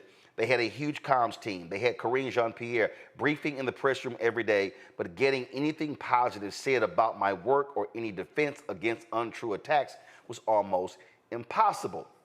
And the thing that she talks about when she went to France with Macron and how all these different happened. But this is one of the things that she references that this is where it came back to bite them. Okay. So because they were allowing certain things to happen, and we know a lot of I remember the stories. She addresses losing staff, and she's hard to work with. All of that plays a role in her poll numbers coming down. The problem is, they never thought they were gonna need her in 24. So the problem is, you created this thing of suppressing her. Then when 24 rolls around, you needed her. So the work that so my point is, the things that hurt her 21, 22, 23, because what I also know, because I was told this from multiple sources, multiple people went to Joe Biden and says, take her off the ticket. And Biden told them, hell no. Right. One person who said, I was in the room when the conversation was had. And so there were people who were saying, take her off, take her off, take her off, she's gonna get replaced. The team around him. Outside people as well, Democratic donors, folks on Capitol Hill. So the problem is, you allowed attacks on the VP from inside and out, and the problem is that contributed to those poll numbers being so low. And then when she all of a sudden has to run, that now is a hindrance. So you played a role in that stuff actually happening. Well, I don't disagree with that, but I think the most important point is they had conflicting interest. It's not, Joe Biden thought he was going to run for a second term. So his interest was not to figure out how to promote her. And when you're in the middle of a global pandemic, the interest is to solve what's in front of me, right? He had his own set of challenges. So I think that's what this mostly boils down to, is this conflicting interest between the two camps. But I mean, I want to challenge you on a couple of things. I mean, just to be fair to Joe Biden, and I appreciate that you're being fair to him, his interest was to be helpful to her. In I never heard a no. And as I told you, I've worked in the Obama White House, and we told Joe Biden no all the time. In fact, we kind of ignored them. It's like they didn't even exist, right? It was a team of one. It was Barack Obama. But I never heard Biden himself or Biden's close people ever tell her, no, you can't do that, no, you can't do that. I never heard that. Now, that could have happened after I left. Right, so she writes this here. Worse, I often learned that the president's staff was adding fuel to negative narratives that sprang up around me. One narrative And by the way, I said that to them. Gotcha. To the team, my team. I mean, when I was on the VP's team, I said, this is coming from internally. She writes, one narrative that took a stubborn hold was that I had a chaotic office and unusually high staff turnover during my first year. She said, the plain fact is many people who come to work with the new administration in the White House haven't done it before. It's a job unlike any other, and not every person, no matter how talented in their former position, can step up into such a high-stress, round-the-clock role. Others find they just don't want a job that doesn't pay particularly well, take a massive toll on family, and rules out anything resembling a normal life. I'm not going to keep people on who can't thrive in their jobs. It's not fair to them. It's not good for the country. Now, the whole point I'm bringing up is that thing was constant. It was constant. Oh, that she couldn't keep staff? Well, not just keep staff, but it was like, it was Politico, it was Axios, and the New York Times. It was sort of like, and you were sitting here going, damn, how many times is this story going to get written? Yeah. As opposed to what actually is happening. Yeah. Well, I mean, you know, I'm not going to refute what the vice president said, you know, but I will say this, you know, for what it's worth. I think the vice president is the blueprint. I think she's an exceptional leader that has, like a lot of women leaders, that doesn't get her full credit, and especially black women leaders, doesn't get her full credit. When you think about what she was able to achieve, not just breaking the glass ceiling, but her efforts to repair our relationships all over the world. Yep. The fact that she secured $5 billion for the border, or to just the root causes of migration. I would say that the third is her work on maternal health, you know, leading the fight on reproductive rights, all of that stuff. So my advice as a strategist would have been to write a different book, honestly. And the reason why I say this is because Kamala Harris is... Well, first of all, this is just one excerpt from the book. So we don't know the full breadth of what's in the book. Absolutely. But the book is focused on the 107 days. That's how it's framed up. So my point would have been to focus on 4 years and not 107 days. Absolutely. And the reason why I say that, if you don't mind? Go ahead. The reason why I say that, because I think that's the book that my daughter and her generation need to hear. They need to hear how she broke a glass ceiling, and they need to hear what she was able to achieve. Right. The second point I would add is because her Achilles heel has always been that people don't know her, don't know what she stands for, and doesn't know what she's done. So my point would have been, my advice would have been to lead with that. Now, all of this stuff, you can talk about your challenges as a black woman and as the first. It could be a two-book deal. We don't know. It could be it could be, but I'm just saying out the gate, because the concern is that this opens up a wound, you know, within the party, and it serves as a major distraction. In addition, serves as a fodder for Trump and the GOP. So I remember this vividly. She writes, in Selma, Alabama, at the commemoration of Bloody Sunday, when civil rights marchers were attacked and beaten once they crossed the Edmund Pettus Bridge, I gave a strong speech on the humanitarian crisis in Gaza. And at this point, you had already left. Yes. Desperate people had been shot when they swarmed a food truck, and I spoke of families reduced to eating leaves or animal feed, women prematurely giving birth with little or no medical care, and children dying from malnutrition and dehydration. I reiterated my strong support for Israel's security and called on Hamas to release the hostages and accept the ceasefire agreement then on the table. I also called on Israel for greater access to aid. It was a speech that had been vetted and approved by the White House and the National Security Council. It went viral, and the West Wing was displeased. I was castigated for apparently delivering it too well. Their thinking was zero-sum. If she's shining, he's dimmed. None of them grasped that if I did well, he did well, that given the concern about his age, my visible success as his vice president was vital. Yes. It would serve as a testament to his judgment in choosing me and a reassurance that if something happened, the country was in good hands. My success was important for him. His team didn't get it. That's how the excerpt ends. Yeah. Now, the reason I remember that, because I flew on Air Force Two with her to Selma. And I remember the speech and many people, and I remember the reaction, the people who were there, and then the reaction external. And then I remember the next 7 days, and the White House was pissed. And we were like, how? Why would they? Like, it was like, what are you doing? How are you mad that that was received well when that's why you sent her out to say it? It was the most unbelievable. And it's vetted by them, right? Right. It was like, and in fact, the speech had been changed, and they literally had approved every word in it. So I remember covering that in real time, and what she's saying, and hearing that, and it was like, how are you mad? And that was, I was talking to, what I was told was, she literally was like, hey, there was something else going on. Hey, I can't wade into that right now because I got my ass kicked on the Selma speech. It was the dumbest thing in the world. I was just sitting there going, that's why you have a vice president. Yeah, I mean, there were many days, many nights where I went over to the West Wing and argued that it was in his interest to help elevate her, that it was in his interest to protect her and inoculate her, that it was in the party and the nation's interest to position this woman, an historic figure, to position this woman successfully for whatever was to come. Because the reality is, when we started in the White House the first year, we walked in and the understanding between her and the staff is that you could be the president at any moment. Right. Literally. Like, that's a fact. you have to be prepared to be every vice president, but definitely her because of his age.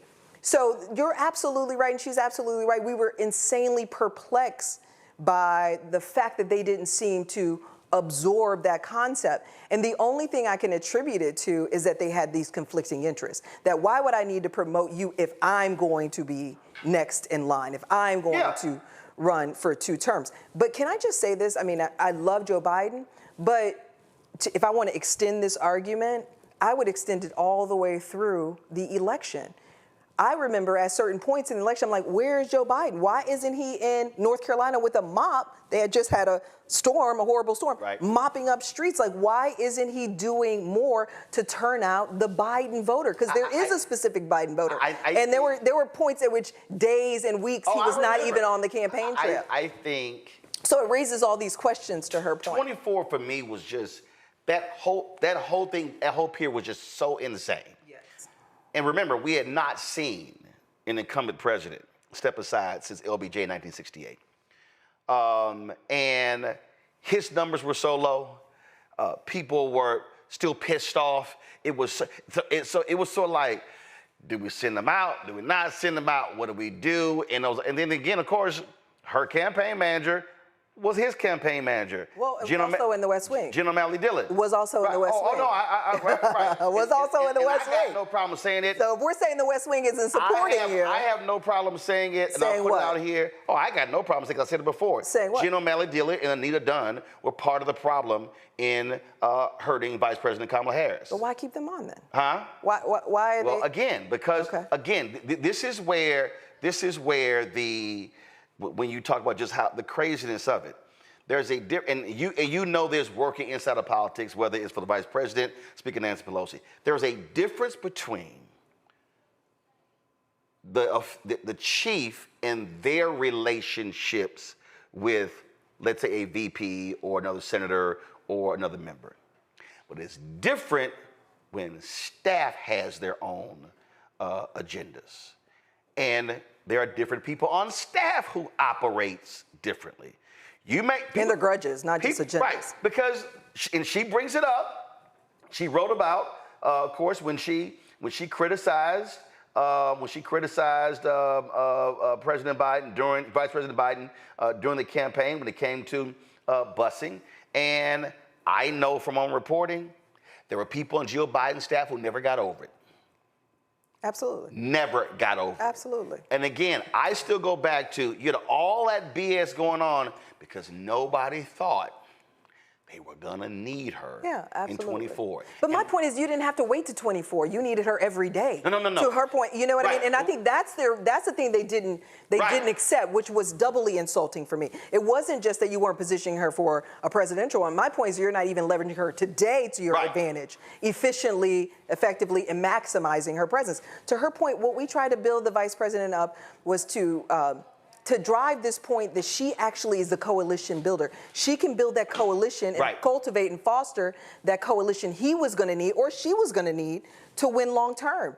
I mean, Politico wrote about it, how she brought in all of these groups and was meeting with them in her ceremonial office. Because he wasn't doing a lot of meetings. We designed all of that intentionally to not only build her infrastructure and develop her relationship with all these groups or strengthen her relationship with all these groups, but really to position him or her to win come whatever, come 2024. Yeah. So that was my real thing is like, wait, we're doing good things right now that could benefit you and that you need to be elevating, but there was a reluctancy and a hesitancy. I think it's because of the grudges, the relationship dynamics, and the conflicting interests. And the point I'm making, and panel, get ready, I'm about to come to y'all, and the thing that just, again, that jumps out at me.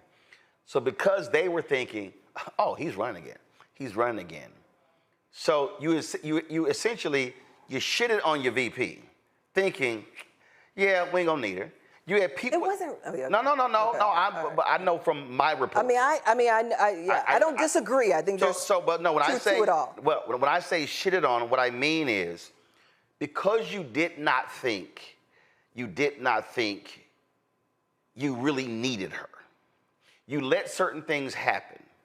Those things that happened caused her popularity, and I'm not removing her responsibility from any of this. Please. No, because everybody has a role in has agency, themselves. and you had 12 reporters. But what I'm saying is, those things also played a part in if you were here, going down here. Totally. And then the problem is, when you needed her, when you never thought you needed her, when you needed her, she was starting here, and now the role that you played in her being here, and now she has to now fight to come up. And so that to me, the lesson for leaders, not just political leaders, the lesson for leaders is none of us know what tomorrow, the next hour, the next minute holds.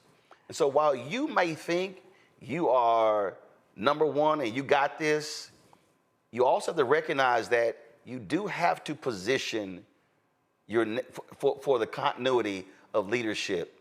And decisions that you make today could have negative consequences tomorrow. And we saw the consequence of her losing and what we're in now. And I hope people learn from that in politics, don't always just take out the folk who are on your side. Work with the people on your side, because you might really, really need them a little bit later. Go ahead. Yeah, I mean, I think I definitely agree with you. I was in the building, and I would say that that there were efforts made to support the team and to support what the team wanted to do and to support the vice president. So I think there's truth in all of this. I think she's right about 99.9% of what she's actually saying. But there were some opportunities that were created that I think she took advantage of, and she knocked it out the park. But I think the interesting thing, I want to go back to challenge you on one thing. I met with the vice president's team maybe 2 years after I left, and I brought in CBS poll, and we were meeting to talk about what her accomplishments were, and why they weren't sticking, right? Because like we knew her, all this stuff, they weren't sticking. I pulled out this poll and I said, look at this poll right here, okay? Now, she's outperforming Joe Biden among his own coalition. So at one point, she was outperforming in terms of the polls.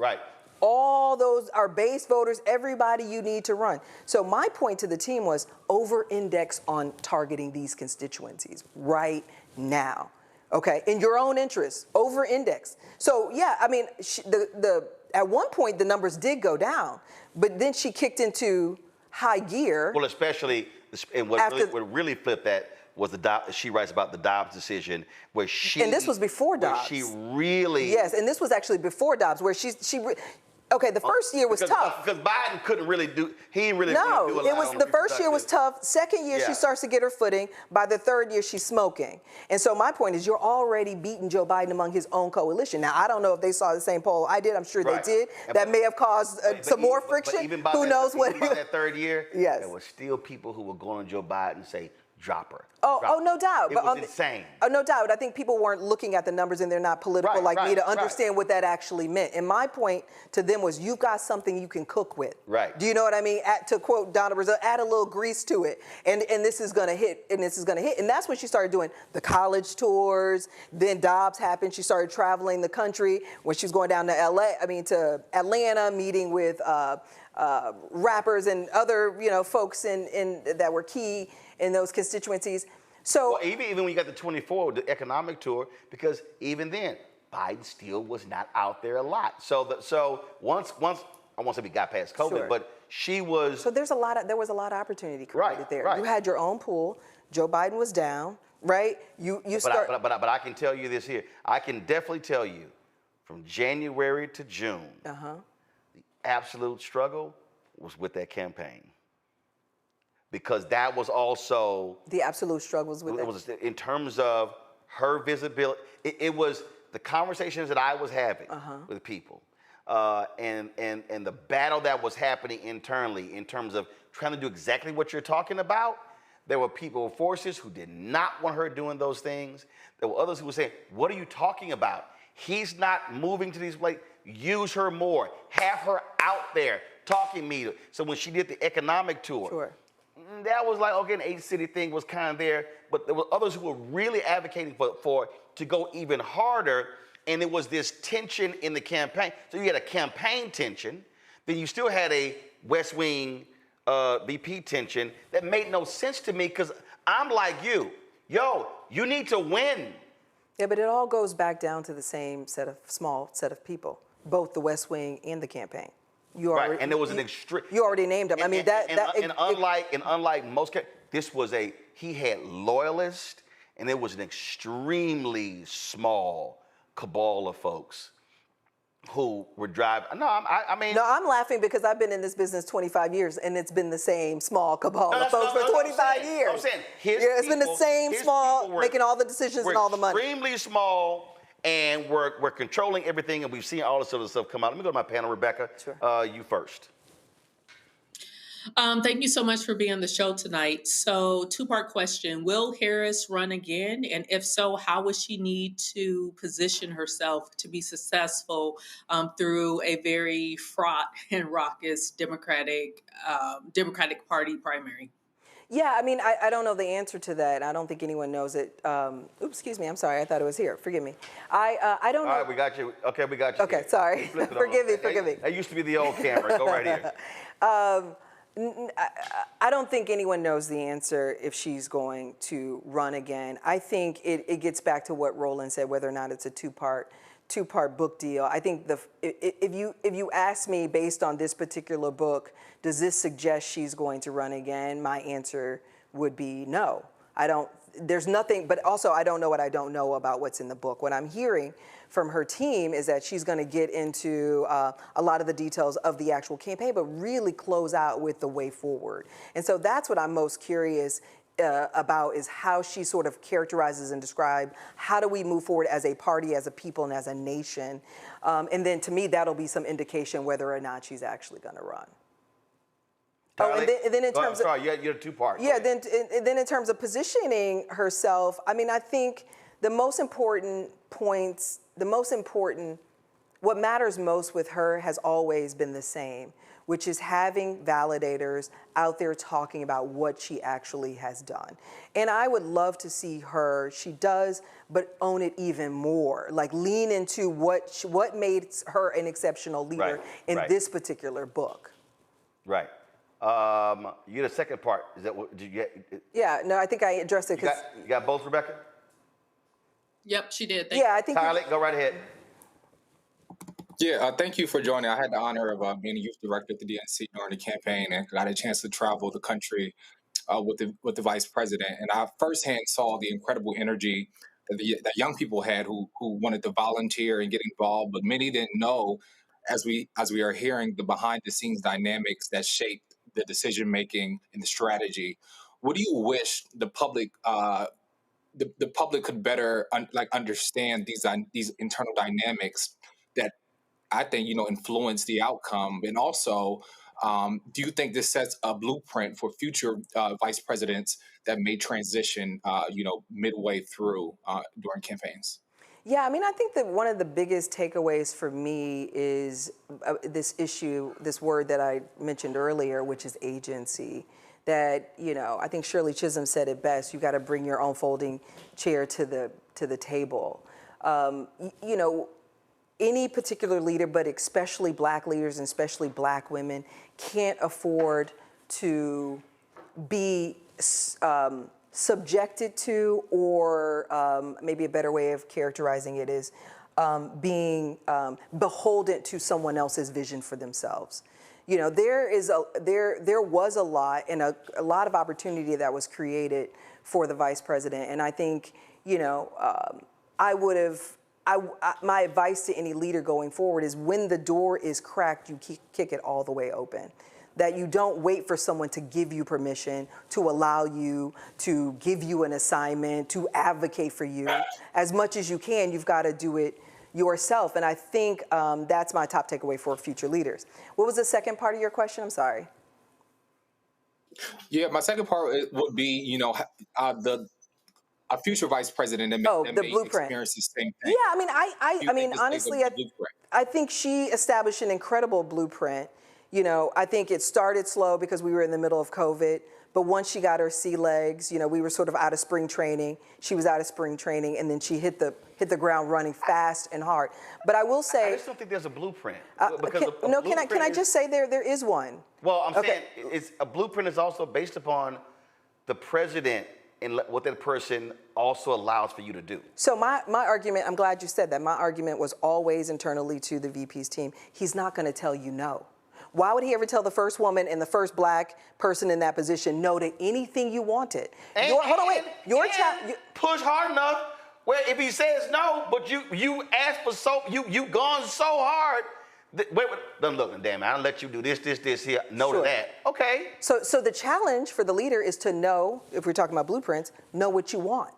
So you can go and advocate for it, and if you don't get what you want, which this wouldn't have happened in this particular situation, you've got an outside infrastructure that can push the White House to get you what you want. But I think. But can I just say one other thing? Because there is some other thing about a blueprint. What I saw Joe Biden do, and I just talked about this earlier, and maybe it's sort of the white man in him and that privilege that comes along with that. But there were several times where he got ahead of the president. There were several times when he went to the president and said, this is what I want to do. I mean, I don't know that the story is even told, but before the inauguration in 2009, he went to the president and said, I want the Recovery Act. Now, let me tell you how genius that was. You know what that means? You're only going to get one bill passed, likely, worst case scenario. That was going to be the first one.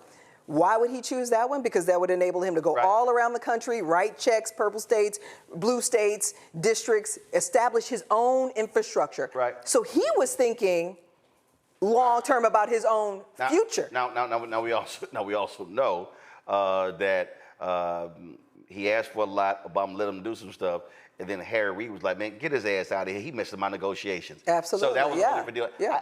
And then he became marginalized. But he never stopped knocking on the door. But here's the thing that I also... And neither did the vice president. But here's the other thing that I think, and again, this is why I disagree with this notion of a blueprint. The difference with Biden, first you're talking about a person who was a creature of the United States Senate, who had extensive Capitol Hill relations, who had extensive foreign relations, serving as a chair of the Senate Foreign Relations Committee. One of the reasons he was picked, served on the committee with Obama. And so he brought, frankly, heft to the position. She comes as vice president, gets elected 16. So basically, you're in the Senate 3 years. Before that, Attorney General. Yeah. So now I think... and she's worked at every level of government. No, I understand every level of government. Okay. But there is a difference between being a DA and AG in California and being a 3-year United States Senator and serving as vice president. Compared, let me just walk through. Compared to what he brought to the table. Sure. And I think when she talks about staff not working at that level, it also applies to her. because that also was a whole different animal than she ever experienced. Oh, yeah. And I only know this just from personal conversations. She had to get her footing. Sure. And it was like, and one of the criticisms of the vice president, and if I sat across from her at dinner, well, actually I did say it, is that she often was so careful, so meticulous, that it contributed to problems. Her best 2 speeches as vice president were actually at 2 funerals. First was in Buffalo. Second was Tyree Nichols. Even though Nichols was scripted, the Buffalo one wasn't, because there was no script, there was no speech, there was nothing. Sharpton called her up to make some comments. And I saw her, no notes, no nothing. Fire. Just speak off the top, and the passion, the energy, the compassion, all of that with it. I think one of her weaknesses is being so that what it does is risk averse to some degree. It constricts you from being you. Okay. If I go to the campaign, forget all the rallies. It was when she had the rally. There was a rally at the hangar at the Detroit airport, but it was the speech she gave at the Union Hall, and I kept saying, "Y'all need to unleash that Harris." And so I think for her, just like anybody else, that first couple of years, she had to gain footing with what that was. Unlike a Biden who, because he had operated in that power circle for so long, hell, he just, to your point, he just rolls in and say, hey, this is what I want to do. Let me interrupt you before I forget my point. But I think as we talk about blueprints, one thing that you have to understand going into that building, not just the vice president or the president, even me as a staffer, you have to understand your own power. Yeah. Okay. So Joe Biden's power is, I know my way around the Senate, I know policy, I know foreign, I got relationships, et cetera. Her power is you had 94% of black women behind you. You had, that whole coalition that we cultivated for her that was behind her. So I think when you come into the room, and you have to understand you're a history maker. Right. I dare somebody, I don't know if I can curse, but I wish a motherfucker would kind of an attitude. Yeah, we cuss all the time. Exactly. So, so my point is that the key is you have to always understand, what am I working with? Why am I in this particular room? And so if you can understand that, then that informs your entire strategy. Rebecca, do you have a question before you go? Okay, Rebecca's gone. Zachary had to leave early as well. Last point here. I really hope. First of all, as Tyler asked it earlier, we don't know what she's going to do. She's already made the decision she wasn't going to run for governor of California. I never believed that she was going to run for governor of California.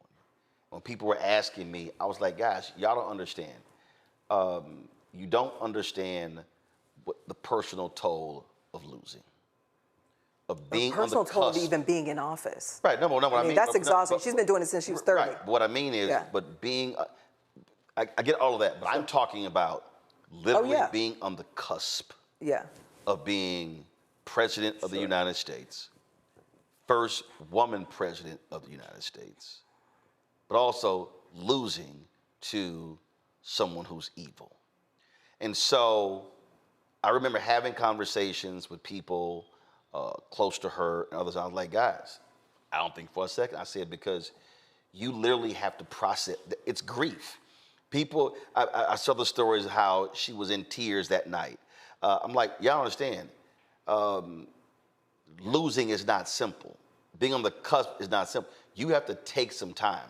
I just felt that trying to step into a governor's race was way too soon. That's just a losing job. So now, you can't really win as a governor, and to position yourself to be president. Well, that's a challenging thing in California. In other states, in California.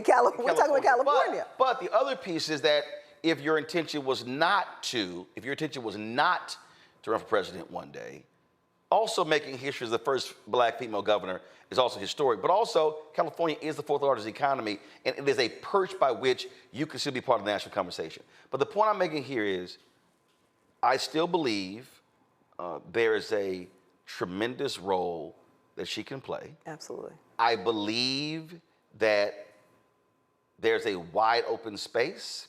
I look at what's happening right now. Sure, Obama created this gerrymandering, redistricting thing with Eric Holder afterwards. But I still think that what is missing right now is someone of national stature who can speak to those coalitions. I look at Texas. What do we say about our native Texas? The reality is, it is ruby red. It's simply an unorganized and disorganized. Sure. You know, you got 81 Democratic county parties with 254 counties. But also, too, the party just goes in and rapes them of all their money and doesn't reinvest it in the state. That's what I was just about to make. Yeah. The point I'm about to make there is, it would be helpful to have someone of that stature who say, no, we're going to go in and we're going to raise 8, 10, 12, 15 million, or whatever number, and let's target 8, 10 House seats to break their supermajority. Let's really try to have a competitive United States Senate race, and still there. So the role is still there for her to play. She said on Stephen Colbert in terms of the role that she wants to play. So I do look forward to, during this book tour and after this book tour, knowing what that is, even if it's not running for president in 2028. Because I still believe it is going to be exponentially harder for her more than anybody else, because she's going to have to address every single day how to raise $1.5 billion and lose. And then the people who are still pissed off, donors, whatever. And the other thing is this here. We know how politics works. People are going to be looking for a fresh voice, fresh face. Then the question is, they're like, we ain't trying to go back. So they already are, I can't wait to, her people hit me the other day. They said, hey, we want to see you in the book before it drops. And so I can't wait to read it. Can't wait for your interview, too. I can't wait for your interview with her, too.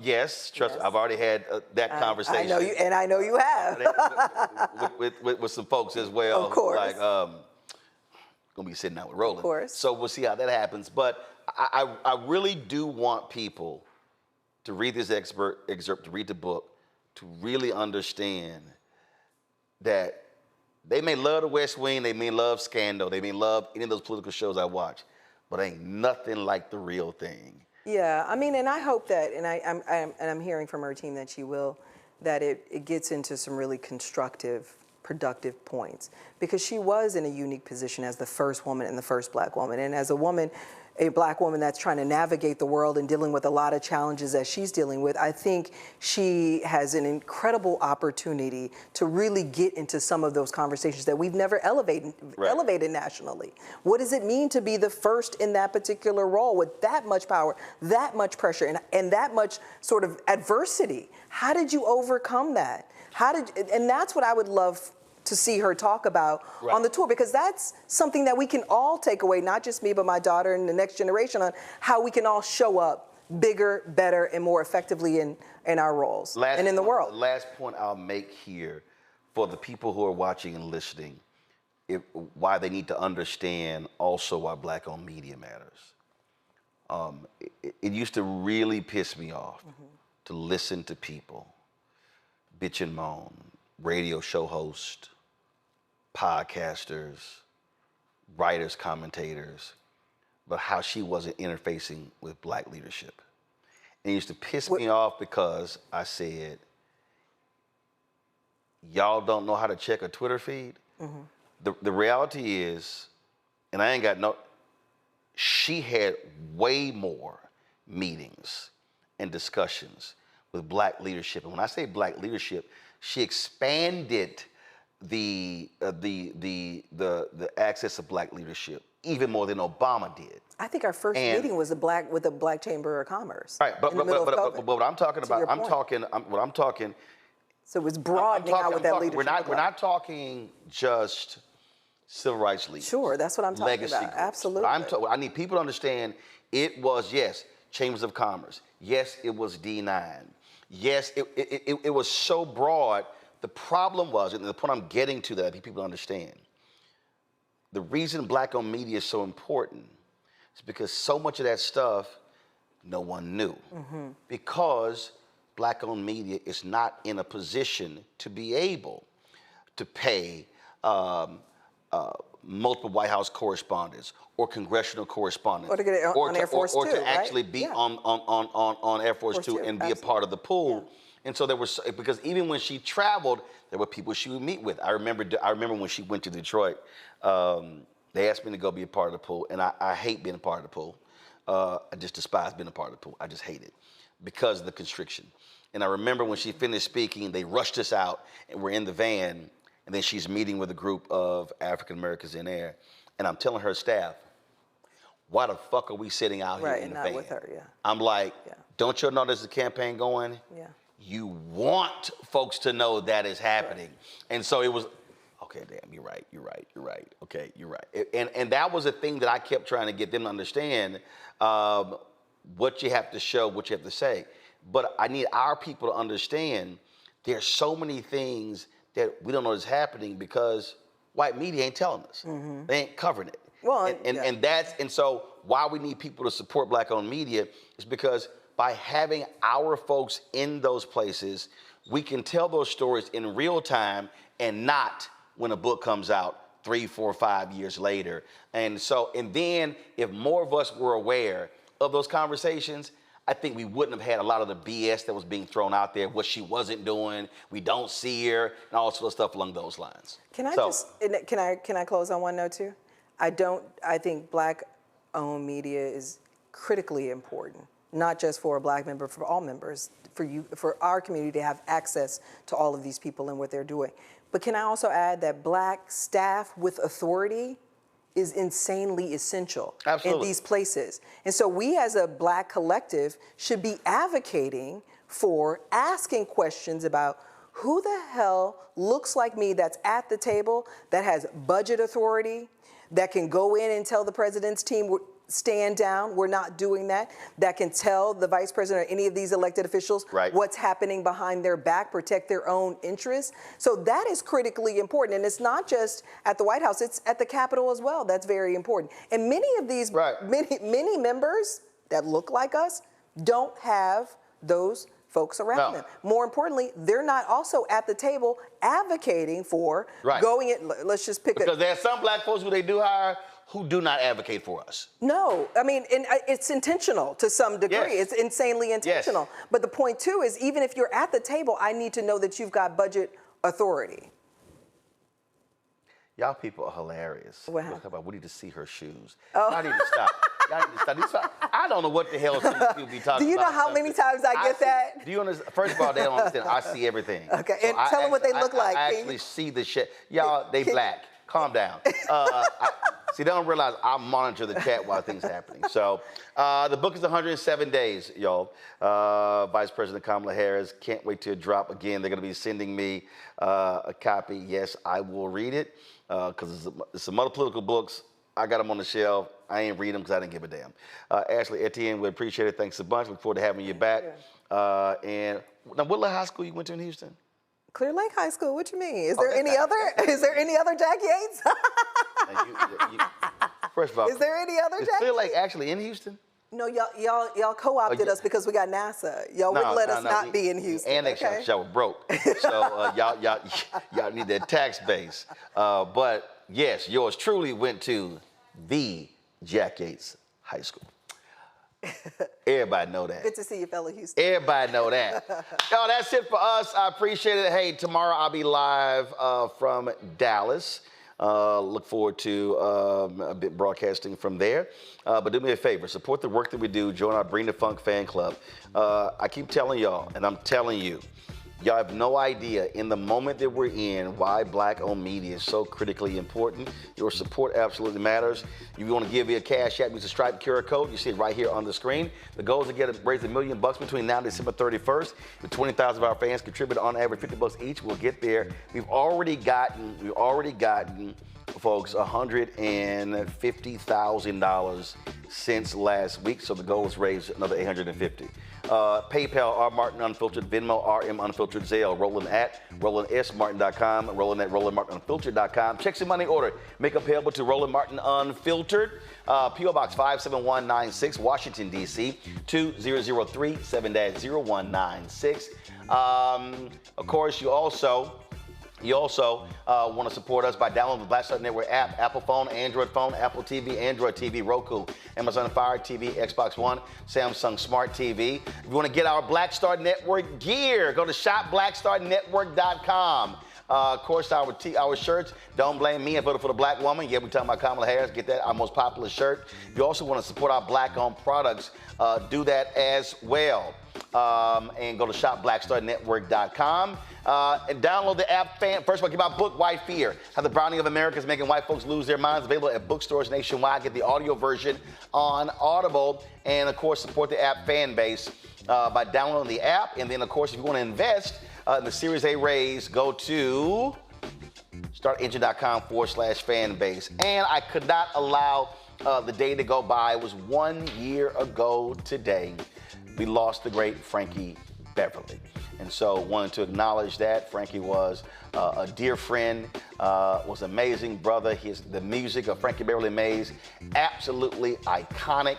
And so we just wanted to let folks know about, again, that we really love and dearly miss Frankie Beverly. Folks, that's it.